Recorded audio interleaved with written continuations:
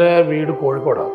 താമരശ്ശേരി എന്ന് പറയും, തുഷാരേരി വെള്ളച്ചാട്ടം, ചെമ്പുകടം എന്ന് പറയും. അവിടുന്ന് ഞാനൊരു 98 നാട് വിട്ടതാണ്. 8 ദിവസം എറണാകുളത്ത് വന്ന് കുറേ കഷ്ടപ്പെട്ടു. ഒരു കിടക്കാനൊന്നും സ്ഥലമില്ലായിരുന്നു, ഭക്ഷണം കഴിക്കാൻ ബുദ്ധിമുട്ട്. അങ്ങനെ കഷ്ടപ്പെട്ട് വന്ന് എല്ലാ ദിവസവും കലാഭവൻ്റെ ഫ്രണ്ടിൽ പോയി ഇങ്ങനെ നിൽക്കും.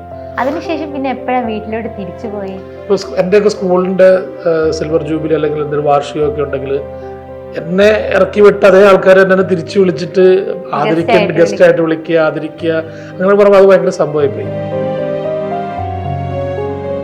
നമ്മുടെ സ്വന്തം മണിച്ചേട്ടനെ പറ്റി എനിക്കൊരു ജീവിതം മാറ്റി തന്ന ഒരാളാണ്. എന്താ പറയുക, എൻ്റെ കല്യാണം നടത്തുക, അല്ലെങ്കിൽ എനിക്ക് വേണ്ടുന്നെല്ലാം ഉണ്ടായിരുന്നു. ഇപ്പോൾ ഉണ്ടായിരുന്നെങ്കിൽ നമുക്ക് വേറെ ബുദ്ധിമുട്ടുകളൊന്നും ഉണ്ടാവില്ല. മണിച്ചേട്ടനെ കൂടെ നടന്ന് ചതിച്ചിട്ട് കൊല്ലാൻ കാരണമായി എന്നുള്ള സംഭവം.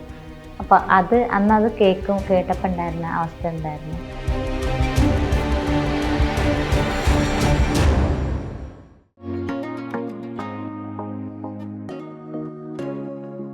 Hi, hello.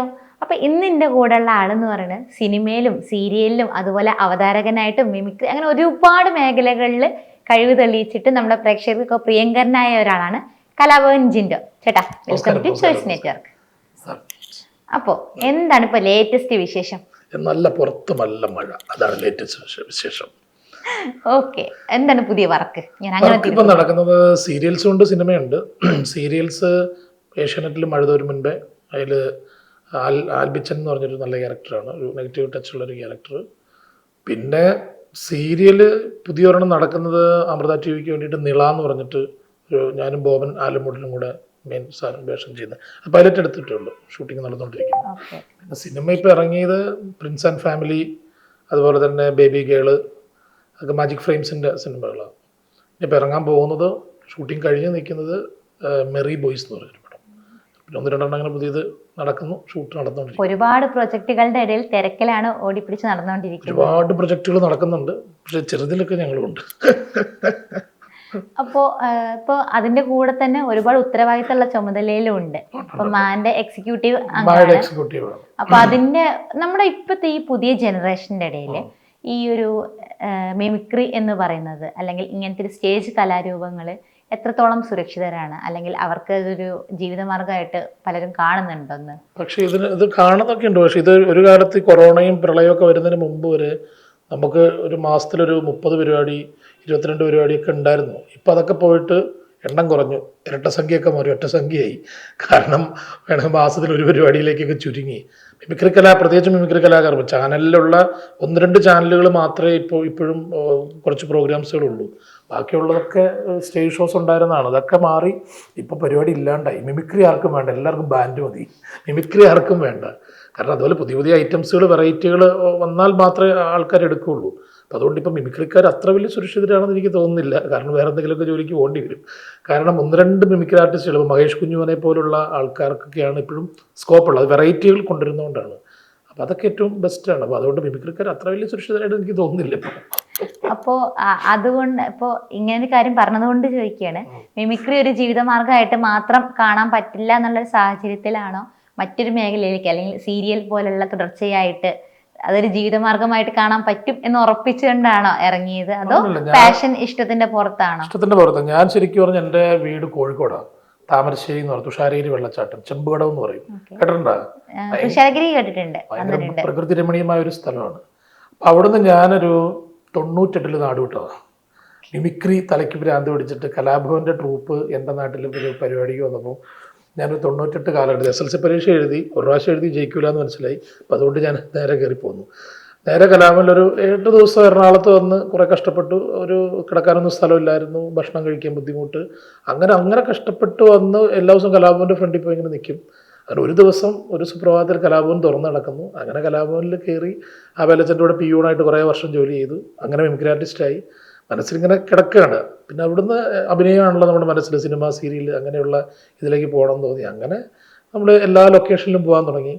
ഫ്രീ ടൈമിലൊക്കെ പല ലൊക്കേഷനിലും പോയി. ഞാൻ ആദ്യമായിട്ട് അഭിനയിച്ചത് മനസ്സെന്ന് പറഞ്ഞൊരു സീരിയലിലാണ്, നമ്മുടെ AM നസീർ സാറിൻ്റെ.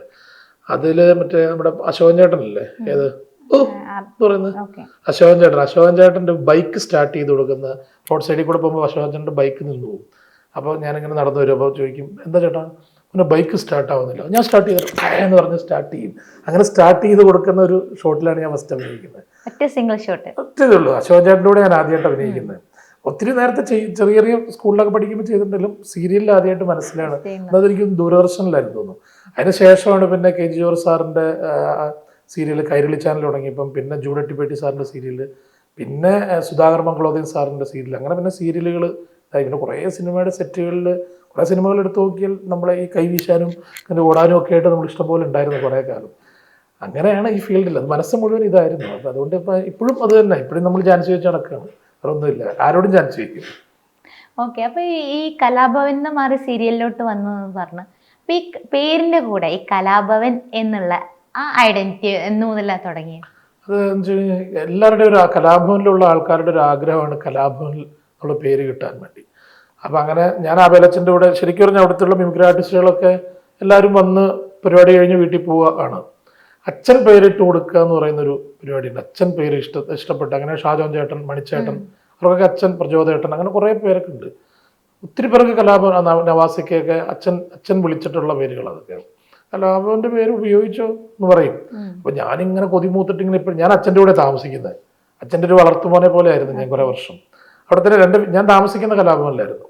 അപ്പം ഈ ചെറിയ വന്നല്ലോ, വേറെ താമസിക്കാൻ സ്ഥലമില്ല എറണാകുളത്ത് വന്നിട്ട്. അപ്പോൾ അവിടെ വന്ന് താമസിക്കുമ്പോൾ അച്ഛൻ്റെ കൂടെ ഞാൻ എപ്പോഴും അച്ഛൻ്റെ കൂടെ ആയിരിക്കും. ഇതുപോലെ നമ്മളിങ്ങനെ നടക്കും, വർത്താനം പറയും, അച്ഛനോട് കാര്യങ്ങൾ, അച്ഛന് ഭക്ഷണം മേടിച്ചു കൊടുക്കുക, അച്ഛൻ ഇങ്ങനെ പോവുക, എവിടെയെങ്കിലും കൂടെ പോകുന്നുണ്ട് കൂടെ പോവുക. അങ്ങനെ എൻ്റെ വീടായിരുന്നു കലാഭവൻ. അങ്ങനെ ഉള്ള സമയത്ത് ഒരു ദിവസം ഞാൻ അച്ഛനോട് പറഞ്ഞില്ല, അച്ഛൻ എല്ലാവർക്കും കലാഭവൻ്റെ പേര് കൊടുക്കുന്നുണ്ട്, എനിക്കും കൂടെ തന്നൂടെ എന്ന് ചോദിച്ചു. നീ ഇട്ടോ എന്ന് പറഞ്ഞു. അങ്ങനെ കലാഭവൻ്റെ പേര് ഞാൻ പിന്നെ അവിടെ പോലും ഞാൻ അവിടെ തന്നെ ആയതുകൊണ്ട് എല്ലാവരും അങ്ങനെ ഇതാക്കി. അത് അഡ്രസ് പോലും അതാണല്ലോ. കത്ത് വരുന്നൊക്കെ കലാഭവനില്ല. ഇപ്പോഴും കത്ത് വരുന്ന മിക്ക കത്തും കലാഭവന് വരാറുണ്ട്. പിന്നെ ഞാൻ അവിടുന്ന് പോകുന്നത് എറണാകുളത്തൊക്കെ സെറ്റിൽ ആയതുകൊണ്ട് പിന്നെ അങ്ങനെ കുഴപ്പങ്ങളൊന്നുമില്ല. അതിനുശേഷം പിന്നെ എപ്പോഴാണ് വീട്ടിലോട്ട് തിരിച്ചു പോയി? ഞാൻ ആദ്യത്തെ ഒരു വർഷം പോയിട്ടില്ല. അന്ന് ഫോണൊന്നും ഇല്ലല്ലോ. അപ്പം ഇല്ലൻ്റിൽ ഒരു മറ്റേ കവറുണ്ട്, ഈ 15 വയസ്സുടെ കാർഡില്ലേ, അതിൽ ഞാൻ മമ്മിക്ക് കത്തെഴുതി. മമ്മി, ഞാൻ സുരക്ഷിതനായി കലാഭവനിലുണ്ട്, എന്നെ അന്വേഷിക്കേണ്ടെന്ന് പറഞ്ഞ് കത്തെഴുതി വീട്ടിലേക്ക് അഡ്രസ്സ് അയച്ചു. അങ്ങനെ കാണാതെ പഠിച്ച പിൻകോഡാണ് 6830683580. വീട്ടിലെ ഇത് കൂട്ട് പിൻകോഡ് ഇത് എഴുതാൻ വേണ്ടിയിട്ട്. അപ്പൊ അങ്ങനെ മറുപടി വന്നിരുന്നോ വീട്ടിൽ നിന്ന്? മമ്മി കലാഭവനിലേക്ക് കത്തയച്ചു. വലിയ ഇല്ലൻ്റിൽ നീ എവിടെയാണ്? അവർക്ക് ഹാപ്പി ആയിരുന്നോ അതോ? പിന്നെ കലാഭവനിൽ ആ സമയത്ത് ഒരു കോയിൻ ബോക്സ് ഉണ്ട്. ആ സമയത്ത് കോയിൻ ബോക്സ് ഉണ്ടായിരുന്നു. അപ്പം നാട്ടില് എനിക്കൊന്നും ഞങ്ങളുടെ അപ്പുറത്തെ ഒരു വീട്ടിലൊരു ഫോൺ ഉണ്ടായിരുന്നു പണ്ട്. അപ്പം അവിടുത്തെ നമ്പർ മമ്മി എനിക്ക് അയച്ചു തന്നിട്ട് ഞാൻ ആ കോയിൻ ബോക്സിൽ ഒരു കോയിൻ ഇട്ടിട്ട് കുറെ കഴിഞ്ഞിട്ടിട്ടാണ് വിളിച്ചു. അങ്ങനെ ഉള്ള ഇതൊക്കെയാണ്. പക്ഷെ അങ്ങനെ കത്തുകളും പിന്നെ ഞമ്മളുണ്ടെന്നായി. പിന്നെ മാസം ശമ്പളം കിട്ടാൻ തുടങ്ങിയപ്പം മമ്മിക്ക് മണി ഓർഡർ അയച്ചു തുടങ്ങി. പിന്നെ അങ്ങനെ അങ്ങനെ മാറി തുടങ്ങി. അപ്പൊ ഈ പഠിക്കാതെ നാട് വിട്ടേന് പിന്നെ ഒന്നും വഴക്കൊന്നും കിട്ടിയിട്ടില്ല? അത് വഴക്ക് പറഞ്ഞിട്ട് കാര്യമില്ലെന്ന് അവർക്ക് മനസ്സിലായി. ടീച്ചർമാരും സാറന്മാരും അതുപോലെ വീട്ടുകാരും പറഞ്ഞിട്ടും കാര്യമില്ലെന്ന് മനസ്സിലായി. കാരണം ഇപ്പോൾ എൻ്റെയൊക്കെ സ്കൂളിൻ്റെ സിൽവർ ജൂബിലി അല്ലെങ്കിൽ എന്തൊരു വാർഷികമൊക്കെ ഉണ്ടെങ്കിൽ എന്നെ ഇറക്കി വിട്ട് അതേ ആൾക്കാർ എന്നെ തിരിച്ചു വിളിച്ചിട്ട് ആദരിക്കാൻ, ഗസ്റ്റായിട്ട് വിളിക്കുക, ആദരിക്കുക, അങ്ങനെ പറയുമ്പോൾ അത് ഭയങ്കര സംഭവമായിപ്പോയി. അപ്പം എൻ്റെ കൂടെ പഠിക്കുന്ന എൻ്റെ കൂട്ടുകാർ ഇപ്പോഴും അവിടെ തിരിഞ്ഞു വിളിച്ച് നടക്കുമ്പോൾ ഫ്രണ്ട് ബെഞ്ചിലിരുന്ന് പഠിച്ചവരും ഇടബെഞ്ചിലിരുന്ന് പഠിച്ചവരൊക്കെ അവിടെ ഉണ്ട്. ഫ്രണ്ട്സാണ്, ഞങ്ങൾക്ക് ഗ്രൂപ്പും കാര്യങ്ങളൊക്കെ ഉണ്ട്. ഇപ്പോൾ കലാഭവനിലൂടെയാണ് തുടക്കം വന്നിട്ടുള്ളത്. അപ്പോൾ ഒരുപാട് പ്രതിഭകൾക്ക് സ്പേസ് കൊടുത്തിട്ടുള്ള ഒരിടാണ് അവിടെ. നമ്മളെ മണിച്ചേട്ടനെ പോലുള്ള ഒരുപാട് പേര്. അപ്പൊ അവിടുന്ന് ലൈഫിൽ പഠിച്ച ഏറ്റവും വലിയ ലെസൺ എന്ന് പറയുന്നത് എന്താവും? പഞ്ച്വാലിറ്റി. ടൈം പറഞ്ഞ് ഞാൻ പറഞ്ഞ എത്ര 5 മണിക്കല്ലേ വരും, ഞാൻ 4:30 വന്നില്ലേ? വന്നോ? 2 മണിക്ക് പറഞ്ഞ ഇന്റർവ്യൂ ആദ്യം 3 ഞാൻ 3 ദിവസം കഴിഞ്ഞിട്ടാ വരുന്നേ. വന്നതെങ്കിലും 5 മണി എന്ന് പറഞ്ഞപ്പോ ഞാൻ 4:30 എത്തിയോ? അത് പഞ്ച്വാലിറ്റി. അത് വന്നില്ലേ? അതാണ് പഞ്ച്വാലിറ്റി. പഞ്ച്വാലിറ്റിയാണ് അവിടെ നിന്ന് പഠിച്ചൊരു കാര്യം. വരണം എന്നുള്ള പല പല പ്രശ്നങ്ങൾ കൊണ്ടാണ് വരാൻ ലേറ്റ് ആവുന്നത്. പക്ഷെ 5 മണിക്ക് വരാന്ന് പറഞ്ഞിട്ട് 5 മണിക്ക് വന്നാൽ ഇതിനോട് പറഞ്ഞു. പക്ഷെ ഞാൻ 5:15 വരണേ എന്ന് പറഞ്ഞു. പക്ഷെ ഞാൻ 4:30 എത്തിയോ? അത് അവിടെ കുറച്ചുപേർ അവിടെ വന്ന് നിന്നു, അല്ലെങ്കിൽ നേരെ കുറച്ചുകൂടെ അടുത്ത് വന്നാണ്. അപ്പൊ എന്തായാലും അത് പഞ്ച്വാലിറ്റി. പിന്നെ മറ്റുള്ളവരെ എന്താ പറയുക, മറ്റുള്ളവരെ സഹായിക്കുക, സ്നേഹിക്കുക, മറ്റുള്ളവർക്ക് വേണ്ടുന്ന സഹായങ്ങൾ ചെയ്തു കൊടുക്കുക. എന്താ പറയുക, ഒരു കുടുംബമായിരുന്നു കലാഭവനിൽ. ഞാൻ വരുന്ന സമയത്ത് ഒരു 3000 കുട്ടികൾ പഠിക്കുന്നുണ്ട്. 3000 കുട്ടികൾ ഈ കല പല പല വിഭാഗങ്ങളിൽ, പാട്ട്, ഡാൻസ്, മിമിക്രി, അത് ഇത് അങ്ങനെ ഒത്തിരി ഇപ്പോഴും ഉണ്ട്. ഇപ്പോഴും കലാഭവൻ ഇൻസ്റ്റിറ്റ്യൂട്ടും കാര്യങ്ങളെല്ലാം ഉണ്ട്. അവിടെ കുട്ടികൾ പഠിക്കുന്നുണ്ട്. പിന്നെ ഞങ്ങൾ കലാഭവനിലുണ്ടായിരുന്ന, ഞാനൊക്കെ വരുമ്പോൾ ഉണ്ടായിരുന്ന ആർട്ടിസ്റ്റുകൾ എന്ന് പറഞ്ഞാൽ ഷാജോൻ ചേട്ടൻ, പ്രചോദേട്ടൻ, ജാഫർക്ക, അങ്ങനെയുള്ള ഒരു ബറ്റാലിയൻ തന്നെ ഉണ്ടായിരുന്നു. മിമിക്സ് പരേഡ്, ഗാനമേള, അങ്ങനെയുള്ള എല്ലാം ഉണ്ടായിരുന്നു. അവരൊക്കെ ഇപ്പോൾ സിനിമയിലാണ്, സിനിമയിലും ഇതുപോലുള്ള മേഖലകളിലാണ്. ഞങ്ങളെല്ലാം ഒറ്റ റൂമിലാണ് കിടന്നുകൊണ്ടിരുന്നത്. അപ്പോൾ ഒരു കുടുംബം ഒരു ഷീറ്റ് വിരിച്ച് ഷീറ്റൊക്കെ കിടക്കുക, അവിടെ കിടന്നുറങ്ങുക, ഒന്നിച്ച് ഭക്ഷണം കഴിക്കുക, ഒന്നിച്ച് യാത്ര ചെയ്യുക. അന്നൊക്കെ ഞങ്ങൾക്ക് എനിക്ക് തോന്നുന്ന ഒരു 30 ദിവസം പരിപാടിയാണ്, 30 ദിവസവും പരിപാടി ഉണ്ടെന്നൊക്കെ. ഒരു ദിവസം ചിലപ്പോൾ 2 കളി പ്രോഗ്രാമൊക്കെ ഉണ്ടാവും. ഫെബ്രുവരി മാസത്തിലൊക്കെ ഈ 32 കളിയൊക്കെ കളിച്ച ദിവസങ്ങളുണ്ട്. അതുപോലെ ഉണ്ടായിരുന്ന ഒരു കാലഘട്ടം. അപ്പം ഞങ്ങൾക്ക് സ്നേഹം, മറ്റുള്ളവരെ സ്നേഹിക്കുക, ഇപ്പോൾ ഉണ്ടെങ്കിൽ ഉണ്ട്, ഇല്ലെങ്കിൽ ഇല്ല, എങ്ങനെ നമ്മൾ അഡ്ജസ്റ്റ് ആവും. നമുക്ക് ഇന്ന് വേണം നിർബന്ധമൊന്നുമില്ല, കിട്ടിയാൽ നല്ലത്, കിട്ടിയില്ല വേണ്ട, കുഴപ്പമില്ല. അതാണ്. ഇപ്പൊ ഈ സ്റ്റേജ് ഷോകളുടെ ഭാഗമായിട്ട് പല രാജ്യങ്ങളിലൊക്കെ പുറത്തൊക്കെ പോകേണ്ടി വന്നിട്ടുണ്ട്, ഒരുപാട് അവസരങ്ങൾ കിട്ടിയിട്ടുണ്ട്. അങ്ങനെ പോയിട്ടുള്ള ലൈഫിൽ അവിടെ നിന്ന് പോയിട്ട് പുറത്തു പോയിട്ട് അവിടെ പറ്റിയുള്ള എന്തെങ്കിലും സ്റ്റേജ് ഷോന്റെ ഇടയിൽ എന്തെങ്കിലും പറ്റിയുള്ള ഒരു അബദ്ധം എന്ന് പറയാൻ എന്തെങ്കിലും ഓർമ്മയിലുള്ള രസകരമായത് അങ്ങനെ എന്തെങ്കിലും? അങ്ങനെയുള്ള അബദ്ധം എന്ന് പറഞ്ഞാൽ അബദ്ധം കുറെ ഉണ്ട്, പറ്റിയിട്ടുണ്ടാവും, പറ്റാതില്ല. ഓക്കെ. പിന്നെ അതൊരു എന്താ പറയുക, ഒരു ഉത്സവമാണ് അത്. ഞങ്ങൾക്ക് ആ 2 മണിക്കൂറല്ല 3 മണിക്കൂർ എന്ന് പറയുന്നത് നമ്മുടെ, ഞങ്ങളൊരു ദിവസം അല്ലെങ്കിൽ കുറേ ദിവസം യാത്ര ചെയ്തിട്ട് നമ്മളൊരു സ്ഥലത്ത് ചെന്ന് കുറേ ദിവസം യാത്ര ചെയ്ത്, അല്ലെങ്കിൽ 2 ദിവസമൊക്കെ ഫ്ലൈറ്റ് ചെയ്ത്, അല്ലെങ്കിൽ ഇത് ചെയ്ത് ഒരു സ്ഥലത്ത് നമ്മളൊരു വെറും 3 മണിക്കൂറാണ് നമ്മുടെ ജോലി. നമ്മുടെ ട്രാവലിംഗ് ആണ് നമ്മുടെ കൂടുതൽ നമുക്ക് ടൈം. ഈ 3 മണിക്കൂർ ഈ ജനങ്ങൾക്ക് വേണ്ടി നമ്മൾ പെർഫോം ചെയ്യുന്ന സമയത്ത് ഒന്നും അങ്ങനെ അപാകതകൾ വരാതിരിക്കട്ടെ എന്ന് ഓർക്കും. പിന്നെ നമ്മൾ അങ്ങനെയുള്ള കോമഡികൾ എന്ന് പറയുന്നത് മൊത്തം കോമഡിയാണ്. അതിനെ പറ്റി വേറെ ഒന്നും പറഞ്ഞിട്ട് അല്ല, പറയാൻ പറ്റാത്ത ഒരു ഇൻസിഡന്റ് എന്തെങ്കിലും ഓർമ്മ ഉള്ളത്, പെട്ടെന്ന് മനസ്സിൽ തങ്ങി നിൽക്കുന്നത്, അല്ലെങ്കിൽ എന്തെങ്കിലും ഹേർട്ട് ടച്ചിങ് ആയത്, അങ്ങനെ എന്തെങ്കിലും മൊമെന്റ് ഉണ്ടായിട്ടുണ്ടോ? അതിപ്പോ മൂമെന്റ് എന്ന് പറയുമ്പോൾ പെട്ടെന്ന് ചോദിക്കുമ്പോൾ ഒന്നുമില്ല. ഞാൻ കുട്ടപ്പ മാസ്റ്റർ എന്ന് പറഞ്ഞ നമ്മുടെ ഒരു നാടൻ പാട്ടൊക്കെ പാടുന്നത്, കുട്ടപ്പ മാഷ കേട്ടിട്ടുണ്ടോ? ഇന്ന് തന്നെ നെറ്റിലടിച്ച് നോക്കിയോ കുട്ടപ്പ മാഷ്. നാടൻ പാട്ടൊക്കെ മണിച്ചാട്ടൻ്റെ ഒക്കെ ഇതിലുള്ളതാണ്. അപ്പോൾ കുട്ടപ്പ മാഷ് ഞങ്ങൾ അമേരിക്കയിലൊരു ഷോ നടന്നുകൊണ്ടിരിക്കുക, വിഷു കൈ നീട്ടുന്ന ഷോ. സുധീഷ് ഏട്ടനുണ്ട്, നമ്മുടെ കിണ്ടി സുധീഷ് ഏട്ടനല്ലേ, കോഴിക്കോട് സുധീഷ് ഏട്ടൻ. സുധീഷിനെ അറിയില്ലേ? എന്റെ ദൈവമേ, നടൻ സുധീഷിനെ അറിയില്ല? അതറിയാം. ഓക്കെ, ഞാൻ പെട്ടെന്ന് സ്റ്റേജ് അത് മാത്രം കണക്ട്. നടൻ സുധീഷ് ഏട്ടനുണ്ട്. അങ്ങനെ ഞങ്ങളൊരു ബറ്റാലിയൻ ഉണ്ട്. അപ്പൊ പ്രദീപ് ലാൽ എന്ന് പറഞ്ഞിട്ട് എൻ്റെ ഒരു ഫ്രണ്ട് ഉണ്ട്, സുഹൃത്ത്. അപ്പൊ ഈ കുട്ടപ്പ മാഷ് പാടുന്ന പാട്ട്, പള്ളിക്കലപ്പന്റെ മോളെ ഗതിമീതാര എന്നുള്ളൊരു പാട്ടാണ് പാടുന്നത്. അപ്പോൾ ഈ പാട്ട് വെള്ളി ശനി ഞായർ പരിപാടിയുള്ളൂ അമേരിക്കയിലൊക്കെ. പിന്നെ തിങ്കൾ മുതൽ വ്യാഴം വരെ ഫ്രീ ആണ്. അപ്പോൾ നമ്മളിങ്ങനെ എൻ്റർടൈൻമെൻ്റ് ആയിട്ട് ഹോട്ടലിലോ അവിടെ എവിടെയെല്ലാം ഇങ്ങനെ കറങ്ങി നടക്കും. അപ്പോൾ പ്രദീപ് ലാൽ ഇതിനൊരു പാരഡി ഉണ്ടാക്കി, ഈ പള്ളിക്കിലപ്പൻ്റെ മോളെ ഇതിൻ്റെ അങ്ങനെ എന്തൊരു വരിയൊക്കെ ഉണ്ടാക്കി ഇതാക്കി. അങ്ങനെ തിങ്കൾ മുതൽ വ്യാഴം വരെ ഈ പാട്ട് എല്ലാവരും ഇതിൻ്റെ പാരഡി പാടിക്കൊണ്ട് നടക്കുക. കുട്ടമാഷ് അടക്കം ഈ പാരഡി, ഒറിജിനൽ പാട്ടുകാരൻ വരെ ഇതിൻ്റെ പാരഡി പാടി. അങ്ങനെ വെള്ളിയാഴ്ച പരിപാടി വന്നു.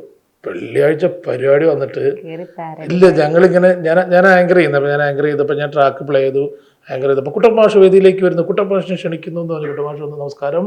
അപ്പോൾ ഞാൻ ഫസ്റ്റ് ഞാനൊന്ന് ഹിറ്റായ ആ പാട്ട് ഞാൻ പാടുകയാണ്, പള്ളിക്കലപ്പൻ്റെ മോളെ. അടുത്ത വരി പുള്ളി മറന്നുപോയി. മറന്നല്ല, മറ്റേ പാരഡി വായിൽ വരുന്നത്, ഒറിജിനൽ വരി പുള്ളി മറന്നുപോയി.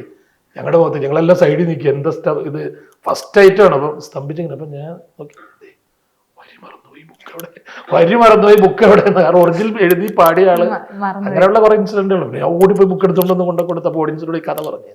ഞങ്ങളിങ്ങനെ പാരഡി ഉണ്ടാക്കി, എന്നിട്ട് പ്രദീപിനെ കൊണ്ട് ആ പാരഡി അവിടെ പാടിച്ചു. വരിയൊക്കെ പറഞ്ഞു കുറെ മുമ്പ്. അപ്പൊ അങ്ങനത്തെ കുറെ അനുഭവങ്ങളൊക്കെ ഇഷ്ടം പോലെ ഉണ്ട്. പിന്നെ എൻ്റെ ഏറ്റവും വലിയ ഭാഗ്യം എന്ന് വെച്ചാൽ നാദൃഷക്ക, മണിച്ചേട്ടൻ തുടങ്ങിയവരുടെ കൂടെ കുറെ വർഷം പ്രോഗ്രാമായിട്ട് നടന്നു. അങ്ങനെയുള്ള കുറെ കാര്യം, അതൊക്കെ നമുക്കൊരു ഇൻസിഡന്റ് അല്ല, അതൊക്കെ നമുക്കൊരു ജീവിതത്തിൽ ഉണ്ടാകും. ഒരു നാട്ടിൻപുറത്തുനിന്ന് നാട് വിട്ടു വന്ന ഒരാൾ ഇത്രയും ഇവരുടെ കൂടെയൊക്കെ യാത്ര ചെയ്യുക, കൂടെ കിടന്നുറങ്ങുക, അവരുടെ കൂടെ വലിയ വലിയ സ്ഥലങ്ങളിൽ പോവുക, ഹോട്ടലുകളിൽ താമസിക്കുക, അതൊരിക്കലും ചിന്തിക്കാൻ പറ്റുന്നില്ല. അപ്പം ഞാൻ കലാഭവനിലുള്ള സമയത്ത്, കലാഭവനിൽ മിമിക്രി പഠിക്കുന്ന പിള്ളേർ, ഞാൻ അവിടുന്ന് സീരിയലിലും സിനിമയിലൊക്കെ ഇറങ്ങിയ സമയത്ത് അവിടെയുള്ള പിള്ളേർ, മിമിക്രി പഠിക്കുന്ന പിള്ളേർ ചോദിക്കുമായിരുന്നു, ആ ജിൻഡോ ചേട്ടനെ പോലെ പ്യൂൺ പോസ്റ്റ് കിട്ടാൻ എന്തെങ്കിലും വഴിയുണ്ടോ എത്തിപ്പെടാൻ വേണ്ടിയിട്ട്. ഒത്തിരി പേര് പറഞ്ഞിട്ടുണ്ട്. അപ്പം ഞാൻ പറഞ്ഞിടാ, അതൊന്നും നമുക്ക് അതൊക്കെ തലവരെയാണ്, പറഞ്ഞിട്ട് കാര്യമില്ല. നമ്മൾ പരിശ്രമിച്ചുകൊണ്ടേ ഇരിക്കുക, അപ്പോൾ റെഡിയാവുന്ന സമയത്ത് റെഡിയാവും. ഇപ്പോൾ പേരിൽ ഈ ജിൻഡോ, ഇപ്പൊ സെയിം പേരിൽ തന്നെ നമ്മുടെ സോഷ്യൽ മീഡിയയിലൊക്കെ ഒരുപാട് സെലിബ്രിറ്റി ആയ ഒരാളുണ്ട്, നമ്മളെ ബിഗ് ബോസ് താരം. അപ്പൊ എപ്പോഴെങ്കിലും ലൈഫിൽ ആരെങ്കിലും ഇതേപോലെ പേര് മാത്രം കണക്ട് ചെയ്തിട്ട് വന്നിട്ട് ബോഡി ബിൽഡിങ്ങിന്റെ അല്ലെങ്കിൽ ആ ആളാണെന്ന് കരുതിയിട്ടുള്ള എന്തെങ്കിലും രസകരമായ എന്തെങ്കിലും ചോദിക്കുന്നുണ്ടായിരുന്നു? എന്നെ കൂടുതലും അങ്ങനെ ആ ജിൻഡോയായിട്ട് കണക്ട് ചെയ്തിട്ടില്ല. എന്നെ ജിൻഡപ്പാന്ന് വിളിച്ചു. ഈ ബിഗ് ബോസ് കഴിഞ്ഞിട്ട് എന്നെ ജിൻഡോച്ചാന്നായിരുന്നു എന്നെ വിളിച്ചോണ്ടിരുന്നത്, ജിൻഡോച്ച. പിന്നെ കുറച്ച് പേര് ഈ ബിഗ് ബോസ് കഴിഞ്ഞിട്ട് ജിൻഡപ്പൻ ആ പേര് അങ്ങനെ വിളിക്കും. എന്നെ ശരിക്കും പറഞ്ഞു കഴിഞ്ഞാൽ നസീർക്കായിട്ട് എപ്പോഴും ഉപയോഗിക്കാറുണ്ട്. കോട്ടയം നസീർ ചേട്ടനനിയൻ എന്ന് പറയും ഞങ്ങളെ കാണുമ്പോൾ. ഒരു സൈഡിൽ നിന്നൊക്കെ നോക്കുമ്പോൾ നസീർക്കയുടെ ചെയ്തിട്ടുണ്ടല്ലോ അങ്ങനെ ഒരു ഇത് പറയാറുണ്ട്. ഞാൻ ആദ്യമായിട്ട് ഗൾഫിൽ പോകുമ്പം കരാമ സെൻറ്ററിൽ ഒരു ഉദ്ഘാടനത്തിന് പരിപാടിക്ക് പോയത്. നസീർക്ക് കത്തിക്കുന്ന സമയമാണ്, ഇന്നും കത്തിക്കുക കേട്ടോ. അപ്പോൾ അവിടെ ചെന്ന് കഴിഞ്ഞപ്പം ആൾക്കാർ ലോങ്ങി നോക്കുമ്പോൾ കറക്റ്റ് കോട്ടയം അന്ന് ചുരുണ്ട മുടിയൊക്കെ ആയിട്ട്, അപ്പോൾ കറക്റ്റ് കോട്ടയം നസീർ, കോട്ടയം നസീർ എന്ന് പറഞ്ഞിട്ട് അവിടെ വന്നു കഴിഞ്ഞപ്പം ഞാൻ ഇത് കോട്ടയം നസീർ അല്ലടാ എന്ന് പറഞ്ഞു. അപ്പം ഞാൻ പുതിയൊരു കോട്ടയം നസീറാണ്, കോട്ടയം നസീർ ആവാൻ ശ്രമിക്കുന്നതാണ്. അപ്പോൾ അങ്ങനെ പറഞ്ഞിങ്ങനെ അവിടുന്ന് എല്ലാവരും ഹാപ്പിയാണ്. അപ്പം അങ്ങനെയുള്ള കുറേ ഇതൊക്കെ ഉണ്ടായിട്ടുണ്ട്. അല്ലാതെ ജിൻഡോ എന്നുള്ള അതുമായിട്ട് യാതൊരു ഇതുമില്ല. ഞാൻ ഒത്തിരി പരിപാടിക്ക് ഞങ്ങൾ കണ്ടിട്ടുണ്ട്, സംസാരിച്ചിട്ടുണ്ട്. ജിൻഡോ എന്ന് പറഞ്ഞ് ഒരു ഫോട്ടോ ഒക്കെ എടുത്തിട്ടുണ്ട് ഞങ്ങൾ രണ്ടും കൂടെ, ജിൻഡോ എന്നും പറഞ്ഞിട്ട് ഇതൊക്കെ ഇട്ട് ഫേസ്ബുക്കിൽ കിട്ടുന്നുണ്ട് ആ സമയത്ത്. ഇപ്പോൾ സിനിമ ആയാലും ഒരുപാട് മെയിൻ ആക്ടേഴ്സിന്റെ കൂടെ വർക്ക് ചെയ്യാൻ പറ്റിയിട്ടുണ്ട്, ഒരുപാട് എക്സ്പീരിയൻസുകൾ ഉണ്ടായിട്ടുണ്ട്. അപ്പം ഞാനിപ്പോൾ കുറച്ച് പേരുടെ പേരുകൾ ഇങ്ങനെ പറയാം. ആ പേരിൽ ഏറ്റവും പെട്ടെന്ന് ചേട്ടന് ക്ലിക്ക് ആവുന്ന ഇൻസിഡന്റോ അല്ലെങ്കിൽ അവരുമായിട്ടുള്ള മെമ്മറിയോ അങ്ങനെ ഷെയർ ചെയ്യാനുള്ളത് എന്താ വെച്ചാൽ പറയാം. ഫസ്റ്റ് തന്നെ ലാലേട്ടൻ്റെ കൂടെ എനിക്ക് ഫസ്റ്റ് ഞാൻ 12th മാൻ, ഞാൻ 2-3 സിനിമയിൽ അഭിനയിച്ചിട്ടുണ്ട്. 12th മാനിൽ അഭിനയിച്ചിട്ടുണ്ട്, റൺ ബേബി റണ്ണിൽ അഭിനയിച്ചിട്ടുണ്ട്. അങ്ങനെ ഞാൻ ഇൻസിഡൻറ്റ് പറയുന്നില്ല. ഈ 12th മാൻ നൈറ്റായിരുന്നു ഫുൾ ഷൂട്ട്. അത് കൊറോണ സമയത്ത് ഞങ്ങൾ എന്താണ് കുളമാവ് എന്ന് പറഞ്ഞ സ്ഥലത്ത്, അവിടെ റിസോർട്ടിൻ്റെ അകത്തായിരുന്നു ഷൂട്ട്. ജിത്ത് ജോസഫ് സാറിൻ്റെ സിനിമയാണ്. അപ്പോൾ അതിൻ്റെ സ്ക്രിപ്റ്റ് റൈറ്റർ കൃഷ്ണകുമാരേട്ടനാണ് എന്നെ വിളിച്ചത്. ഒന്നുമില്ല, ഞാൻ എൻ്റെ അകത്തൊരു ഒരു റെസ്റ്റോറൻറ്റ് പടം കണ്ടോ 12th മാൻ? 12th മാനിൽ ശരിക്കും പറഞ്ഞാൽ അതൊരു റെസ്റ്റോറൻറ്റിൽ നടക്കുന്നൊരു കഥ, ഒരു കൊലപാതകവും കാര്യങ്ങളൊക്കെ ആയിട്ട്. അപ്പോൾ ലാലേട്ടൻ ഓൾറെഡി അവിടെ താമസവും കാര്യങ്ങളെല്ലാം ഉണ്ട്. അപ്പം ഈ ഞങ്ങൾ ഷോട്ടിൻ്റെ സമയത്ത് എനിക്കൊരു 1-2 ഡയലോഗുണ്ട്, സാറിനുണ്ട്, ലാൽ സാറിനുണ്ട് 1-2 ഡയലോഗ്. സാറിൻ്റെ അത് വെള്ളം അടിച്ചിട്ട് വരുന്ന ക്യാരക്ടറാണ്. അപ്പം റിഹേഴ്സൽ സമയത്ത് ഷോട്ടൊക്കെ പ്ലാൻ ചെയ്ത് ജിത്ത് സാറിൻ്റെ അവിടെ കൂളായിട്ട് ഇങ്ങനെ നിൽക്കുന്നു. അപ്പോൾ മനയെ ഡയലോഗ് പഠിച്ചോ എന്ന് ചോദിച്ചു. ഞാൻ പറഞ്ഞു പഠിച്ചു സാർ പറഞ്ഞു. ഓക്കെ പറഞ്ഞു. റിഹേഴ്സൽ വേണോ എന്ന് ചോദിച്ചു. ഞാൻ പറഞ്ഞു റിഹേഴ്സൽ കുഴപ്പമില്ല, പറഞ്ഞു നോക്കാം എന്ന് പറഞ്ഞിട്ട് അങ്ങനെ നമ്മൾ അത്ര സപ്പോർട്ടാണ്. അപ്പോൾ ഞാനിങ്ങനെ സാറിങ്ങനെ മുകളിൽ നിന്ന് നടന്നു വരുമ്പോൾ ഞാനിങ്ങനെ താഴെ നിന്നൊരു ചിക്കൻ ഇത് ചെയ്തുകൊണ്ട് ഇങ്ങനെ ടിഷ്യൂ ആയിട്ട് ഇങ്ങനെ കയറി വരുന്നു. ഞാനിത് മറ്റേ റൂം സർവീസ് ബോയിയാണ്. അപ്പോൾ അങ്ങനെ കയറി വരുന്നു. അപ്പോൾ സാറ് എന്തൊരു പേര്, കണ്ണൻചാട്ടനെ വിളിക്കുന്നൊരു പേരുണ്ട്, സുധാരോ എന്ന് പറഞ്ഞ് വിളിച്ചിട്ട് മോളിൽ നിന്ന് ഇങ്ങനെ കയറി വരും. കുറച്ച് ലെങ്ത് ഉണ്ടായിരുന്നു, പക്ഷെ പടത്തിൻ്റെ ഇത് OTT-ലേക്ക് ആയതുകൊണ്ട് അത് കുറേ കുറച്ച് കട്ടായി പോയി. അപ്പോൾ ഞാൻ കുറേ ദിവസം ഉണ്ടായിരുന്നു അവിടെ ലൊക്കേഷൻ സാറിൻ്റെ അവിടെ നിന്ന്. അപ്പോൾ ഇങ്ങനെ വിളിച്ച് വരുമ്പോഴാണ് ഞാൻ കയറി വരുന്നത്. സുധാരനെ കണ്ടോ എന്ന് ചോദിക്കും. ഞാൻ പറഞ്ഞില്ല കണ്ടില്ല. ഇതെന്താ അത് ചോദിക്കാം. ഞാൻ പറയും ഇത് എന്തൊക്കെയാണ് ചേർന്ന്. ഞാൻ ഇഞ്ചി പച്ചമുളക് ഇതൊക്കെ, ഇഞ്ചി പച്ചമുളക് അങ്ങനെ ഭയങ്കര ഇതാണ്. അപ്പം അത് പറഞ്ഞു, സാധാരണ പറയുന്ന പോലെ പറഞ്ഞ ടേക്കെന്ന് പറഞ്ഞു കഴിഞ്ഞപ്പോൾ ഈ മനുഷ്യൻ അവിടുന്ന് അങ്ങ് തുടങ്ങി അങ്ങ് അഴിഞ്ഞാടിയിട്ട് നമ്മുടെ അടുത്ത് എത്തുന്നുമില്ല ഈ മനുഷ്യന്. നമ്മൾ ഫ്രെയിമിൽ കയറുകയും ചെയ്യണം, ടൈമിംഗ് എന്ന് പറഞ്ഞ സാധനം ഉണ്ടായിരുന്നു. പിന്നെ ലാൽ സാറങ്ങ് വന്നു കഴിഞ്ഞപ്പോഴത്തേനും എന്താ പറയുക, അത് അനുഭവിച്ചാലേ മനസ്സിലാവുള്ളൂ. ഞാൻ പക്ഷെ ഒറ്റ ടേക്കിൽ സംഭവങ്ങളൊക്കെ ഓക്കെ ഭയങ്കര ഹാപ്പി ആയിരുന്നു. ഞാൻ കാലക്കത്തൊട്ട് വന്നിച്ച് ഞാൻ അന്ന് എൻ്റെ ഫോണിൽ ലാൽ സാർ എനിക്കൊരു മൊമെന്റോ തരുന്നൊരു ഫോൺ ഉണ്ട്. അപ്പം ഞാനതിങ്ങനെ തപ്പി ഇത് സാറ് പോകുന്നതിനും ഇത് പറയുകയും ചെയ്യണം. സാർ എനിക്ക് സാറ് പണ്ടൊരു പുരസ്കാരം തന്നിട്ടുണ്ട്. എന്ത് പുരസ്കാരം മോനെ? ഞാനിതിൻ്റെ ഫോണിൽ ഇങ്ങനെ കാണിച്ചു കൊടുത്തു. ഇത് ഞാൻ തന്നാണോ? കൊള്ളാലോ. അങ്ങനെ ഇതെന്തായിരുന്നു നമ്മുടെ പരിപാടി? ഞാൻ പറഞ്ഞിങ്ങനെ തെലുങ്ക് സിനിമയുടെ ഒരു റീമേക്ക് ഇവിടെ ചെയ്തത്. അപ്പോൾ അബ്രോഡ് മോൾ തുടങ്ങിയ സമയത്ത് അവിടെ വെച്ച് അത് ലോഞ്ച് ചെയ്തു. അപ്പോൾ ഞാനായിരുന്നു ആങ്കർ ചെയ്ത്. ഞാൻ പറഞ്ഞ സാറ് ഇങ്ങനെ എല്ലാവരും പോയി കഴിഞ്ഞാൽ എല്ലാവർക്കും മൊമെൻ്റ് കൊടുത്തു സാറ്. അപ്പം ഞാൻ മാത്രം ഇങ്ങനെ ആങ്കർ ചെയ്തൊരു സൈഡിൽ മാറി നിൽക്കുക. അപ്പോൾ തന്നെ സാറ് ആ മോനെ നമ്മൾ മൊമെൻ്റ് കൊടുത്തില്ലല്ലോ, ആ മോനെ വിളിക്കുക, ആങ്കർ ചെയ്ത മോനെ വിളിക്കുക എന്ന് പറഞ്ഞിട്ട് സാറിനെ വിളിച്ച് സാറ് തന്നെ എനിക്ക് മൊമെൻ്റ് ചെയ്ത് സാറ് തന്നെ ഫോട്ടോ എടുപ്പിച്ച് ഒരു ഫോട്ടോ എടുത്ത് കൊടുക്കുക. അങ്ങനെ അത്രയും നല്ലൊരു ഇതുള്ള ഒരാളാണ് ലാൽ സാർ. അപ്പോൾ അങ്ങനെ അത്ര കുറേ അനുഭവങ്ങൾ ലാൽ സാറായിട്ടുള്ളതുണ്ട്. പിന്നെ നമ്മുടെ സ്വന്തം മണിച്ചേട്ടനെ പറ്റി എന്ന് വെച്ച് കഴിഞ്ഞാൽ മണിച്ചേട്ടൻ എനിക്ക് പറയാൻ ഒരുപാടുണ്ടാവും. അതല്ല, എനിക്കൊരു ജീവിതം മാറ്റി തന്ന ഒരാളാണ്. എന്താ പറയുക, എൻ്റെ കല്യാണം നടത്തുക, അല്ലെങ്കിൽ എനിക്ക് വേണ്ടുന്നെല്ലാം ഉണ്ടായിരുന്നു. ഇപ്പോൾ ഉണ്ടായിരുന്നെങ്കിൽ നമുക്ക് വേറെ ബുദ്ധിമുട്ടുകളൊന്നും ഉണ്ടാവില്ലായിരുന്നു. എന്താ അത് ഒറ്റവാക്കി പറയുന്നില്ല, അത് എൻ്റെ ജീവിതത്തിൽ മാറ്റങ്ങൾ സംഭവിച്ച മണിച്ചേട്ടൻ്റെ കൂടെ ജീവിതം മാറ്റിമറിക്കാൻ കാരണം എന്ന് പറയാൻ ഒന്നുമില്ല. എൻ്റെ ഡെഡിക്കേഷനും ഞാൻ മണിച്ചേട്ടൻ്റെ കൂടെ നടക്കുന്ന മണിച്ചേട്ടൻ്റെ പ്രോഗ്രാം മണിനാഥം എന്ന് പറഞ്ഞ പ്രോഗ്രാം ആയിരുന്നു നമ്മുടെ നാദൃഷിക്കയും മണിച്ചേട്ടനും. അത് കഴിഞ്ഞിട്ട് പിന്നെ മണികിലുക്കം തുടങ്ങി. അപ്പം പിന്നെ നാദൃഷിക്കയാണ് എന്നെ മണിച്ചേട്ടൻ്റെ അടുത്ത് പരിപാടിക്ക് കൊണ്ടുപോകുന്നത്. അങ്ങനെ നാദൃഷിക്കയുടെ കൂടെ എപ്പോഴും നാദൃഷിക്കയുടെ കൂടെ തന്നെയാണ്. അപ്പോൾ മണിച്ചേട്ടൻ്റെ അടുത്തുള്ള ബന്ധം എന്ന് പറഞ്ഞാൽ പ്രോഗ്രാമിലും അല്ലാതെയും എപ്പോഴും അന്വേഷിക്കുകയും എന്താ പറയാ, നമ്മളൊരു അനിയനെ പോലെ എപ്പോഴും കൊണ്ടു നടക്കുമായിരുന്നു ആള്. എപ്പോഴും ഞാൻ വിളിക്കും. ചോദിക്കാനുള്ള അടുത്ത ആൾ ആദർശിക്കായിരുന്നു. അപ്പൊ രണ്ടും കൂടി ആൻസർ ഒന്നായി പോയി. ഇപ്പോഴും അന്നും ഇന്നും എനിക്കൊന്ന് ഒരു 2002-3 ആയിരിക്കും ഞാൻ നാദൃഷിക്കനെ ആദ്യമായിട്ട് കാണുന്നത്. കലാഭവനിൽ വരുന്ന സമയത്ത്, വേൾഡ് ടൂറിന്റെ സമയത്ത് സമുദിനെ കൊണ്ടുവിടാൻ വേണ്ടി, നാദൃഷിക്കയുടെ അനിയനെ സമുദിക്കനെ കൊണ്ടുവിടാൻ വേണ്ടി കലാഭവനിൽ വന്നു. അത് ഞാൻ സ്റ്റാഫാണ് കലാഭവനിൽ. അപ്പോൾ അന്ന് ഒരു വേൾഡ് ടൂർ ഗാനമേളയ്ക്ക് സമുദിക്കനെ അച്ഛൻ്റെ അടുത്ത് കൊണ്ടാക്കുന്നത് നാദൃഷിക്ക. അതാണ് ഞാൻ നാദൃഷിക്ക ഭയങ്കര അത്ഭുതമാണല്ലോ ഇവരെ കാണുക എന്ന് പറയുന്നത്. അപ്പം അങ്ങനെയാണ് കണ്ടത്. പിന്നെ ഒരു പ്രോഗ്രാമിന് ഞങ്ങളുടെ കലാഭവൻ്റെ ഒരു പരിപാടി നമ്മുടെ എവിടെയായിരുന്നു, കൊല്ലത്തൊരു സ്ഥലത്ത്, കൊല്ലത്ത് നിള പാലസ് എന്ന് പറഞ്ഞ ഹോട്ടലിൽ അവിടെ ഉള്ള സമയത്ത് ഞങ്ങളുടെ പരിപാടി കഴിഞ്ഞ് ഞങ്ങൾ ഈ കലാഭവനിൽ നിന്ന് കുറച്ച് പേര് പോയിട്ട് ഒരു മാട്ട എന്ന് പറഞ്ഞൊരു പരിപാടി, മാട്ട എന്ന് തന്നെ കേട്ടിട്ടുണ്ടോ? കേട്ട് പഠിക്കണം, മാട്ട. അപ്പം ഈ മാട്ട എന്ന് പറഞ്ഞ പരിപാടി നടന്ന് മിമിക്രി ജാഫ്രിക്ക ഞങ്ങളെല്ലാം. അപ്പം നാദൃഷിക്കയുടെ ഷോ അത് കഴിഞ്ഞിട്ടുണ്ട്. അപ്പം നാദൃഷിക്ക റൂമിലുണ്ട്. അങ്ങനെ ഞാനന്ന് ചെയ്ത് കുറേ ഗെയിം ഷോസും ഓഡിയൻസ് ഇൻട്രാക്ഷൻ. അപ്പോൾ അന്ന് ഈ സാധനം ഒന്നും വന്നിട്ടില്ല. നമ്മളാണ് തുടങ്ങിയത്.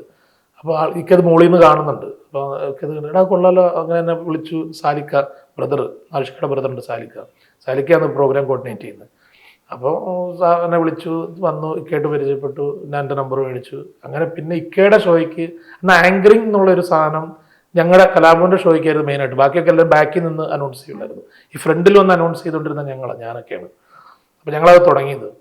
അപ്പോൾ അത് ഇക്കയ്ക്ക് ഇഷ്ടപ്പെട്ടിട്ട് ഇക്ക എന്നെ വിളിച്ചു. അങ്ങനെ ഞാൻ നാദൃഷോ മണിനാഥത്തിൽ, അന്ന് മണിനാഥം അവർക്ക് മണിനാഥമുണ്ട്, നാദൃഷോയുണ്ട്. അപ്പോൾ അതിൽ വിളിച്ചു. ഞാൻ പിന്നെ അവരുടെ കൂടെ ഒത്തിരി സ്ഥലങ്ങളിൽ നാദൃഷിക്കയുടെ കൂടെ പോയി. അങ്ങനെയാണ് നാദൃഷിക്കയായിട്ടുള്ള ബന്ധം. അപ്പോൾ ഇപ്പോഴും അത് സ്വന്തം എന്താ പറയുക, എന്തുണ്ടെങ്കിലും വിളിക്കും. ദിവസം ഒരു 1-2 പ്രാവശ്യം വിളിക്കും, പല കാര്യങ്ങൾക്കും വിളിക്കും, സംസാരിക്കും. അങ്ങനെയാണ് നാദൃഷിക്കയായിട്ടുള്ള ബന്ധം. ഒരു കുടുംബത്തിലെ ഒരാളെന്നുള്ള രീതി ഇത് തന്നെ. സാലിക്കയാണെങ്കിലും ഷൗക്കിയാണെങ്കിലും സമുദിക്കാണെങ്കിലും ഇത്തയാണെങ്കിലും പിള്ളേരെല്ലാവരും നമുക്കങ്ങനെ അതൊരു ഫാമിലി ഇതാണ്. ആസിഫ് അലിക്കാണ് ഞാൻ ഒരു പടത്തിൽ മാത്രമേ, കൂമൻ എന്ന് പറഞ്ഞ പടത്തിലാണ് അഭിനയിച്ചത്. അത് എന്താ പറയുക, അതിൻ്റെ അകത്ത് കോമ്പിനേഷൻ എന്ന് പറയുന്ന സീനില്ലായിരുന്നു. ഞങ്ങൾ നോക്കിയിട്ട് പോകുന്നൊരു ഇത് മാത്രമേ ഉള്ളൂ. നല്ലൊരു മനുഷ്യൻ, എന്താ പറയുക, മിണ്ടുക, സുഖമാണോ, തടി കൂടിയോ എന്നൊക്കെ ചോദിക്കുക, അല്ല തടി കുറഞ്ഞോ എന്നൊക്കെ ചോദിക്കുക. അങ്ങനെയുള്ളൊരു ഫ്രണ്ട്ലി ഇതാണ്, എല്ലാം ശ്രദ്ധിക്കുന്ന ഒരു ആളാണ് ആസിഫൊക്കെ.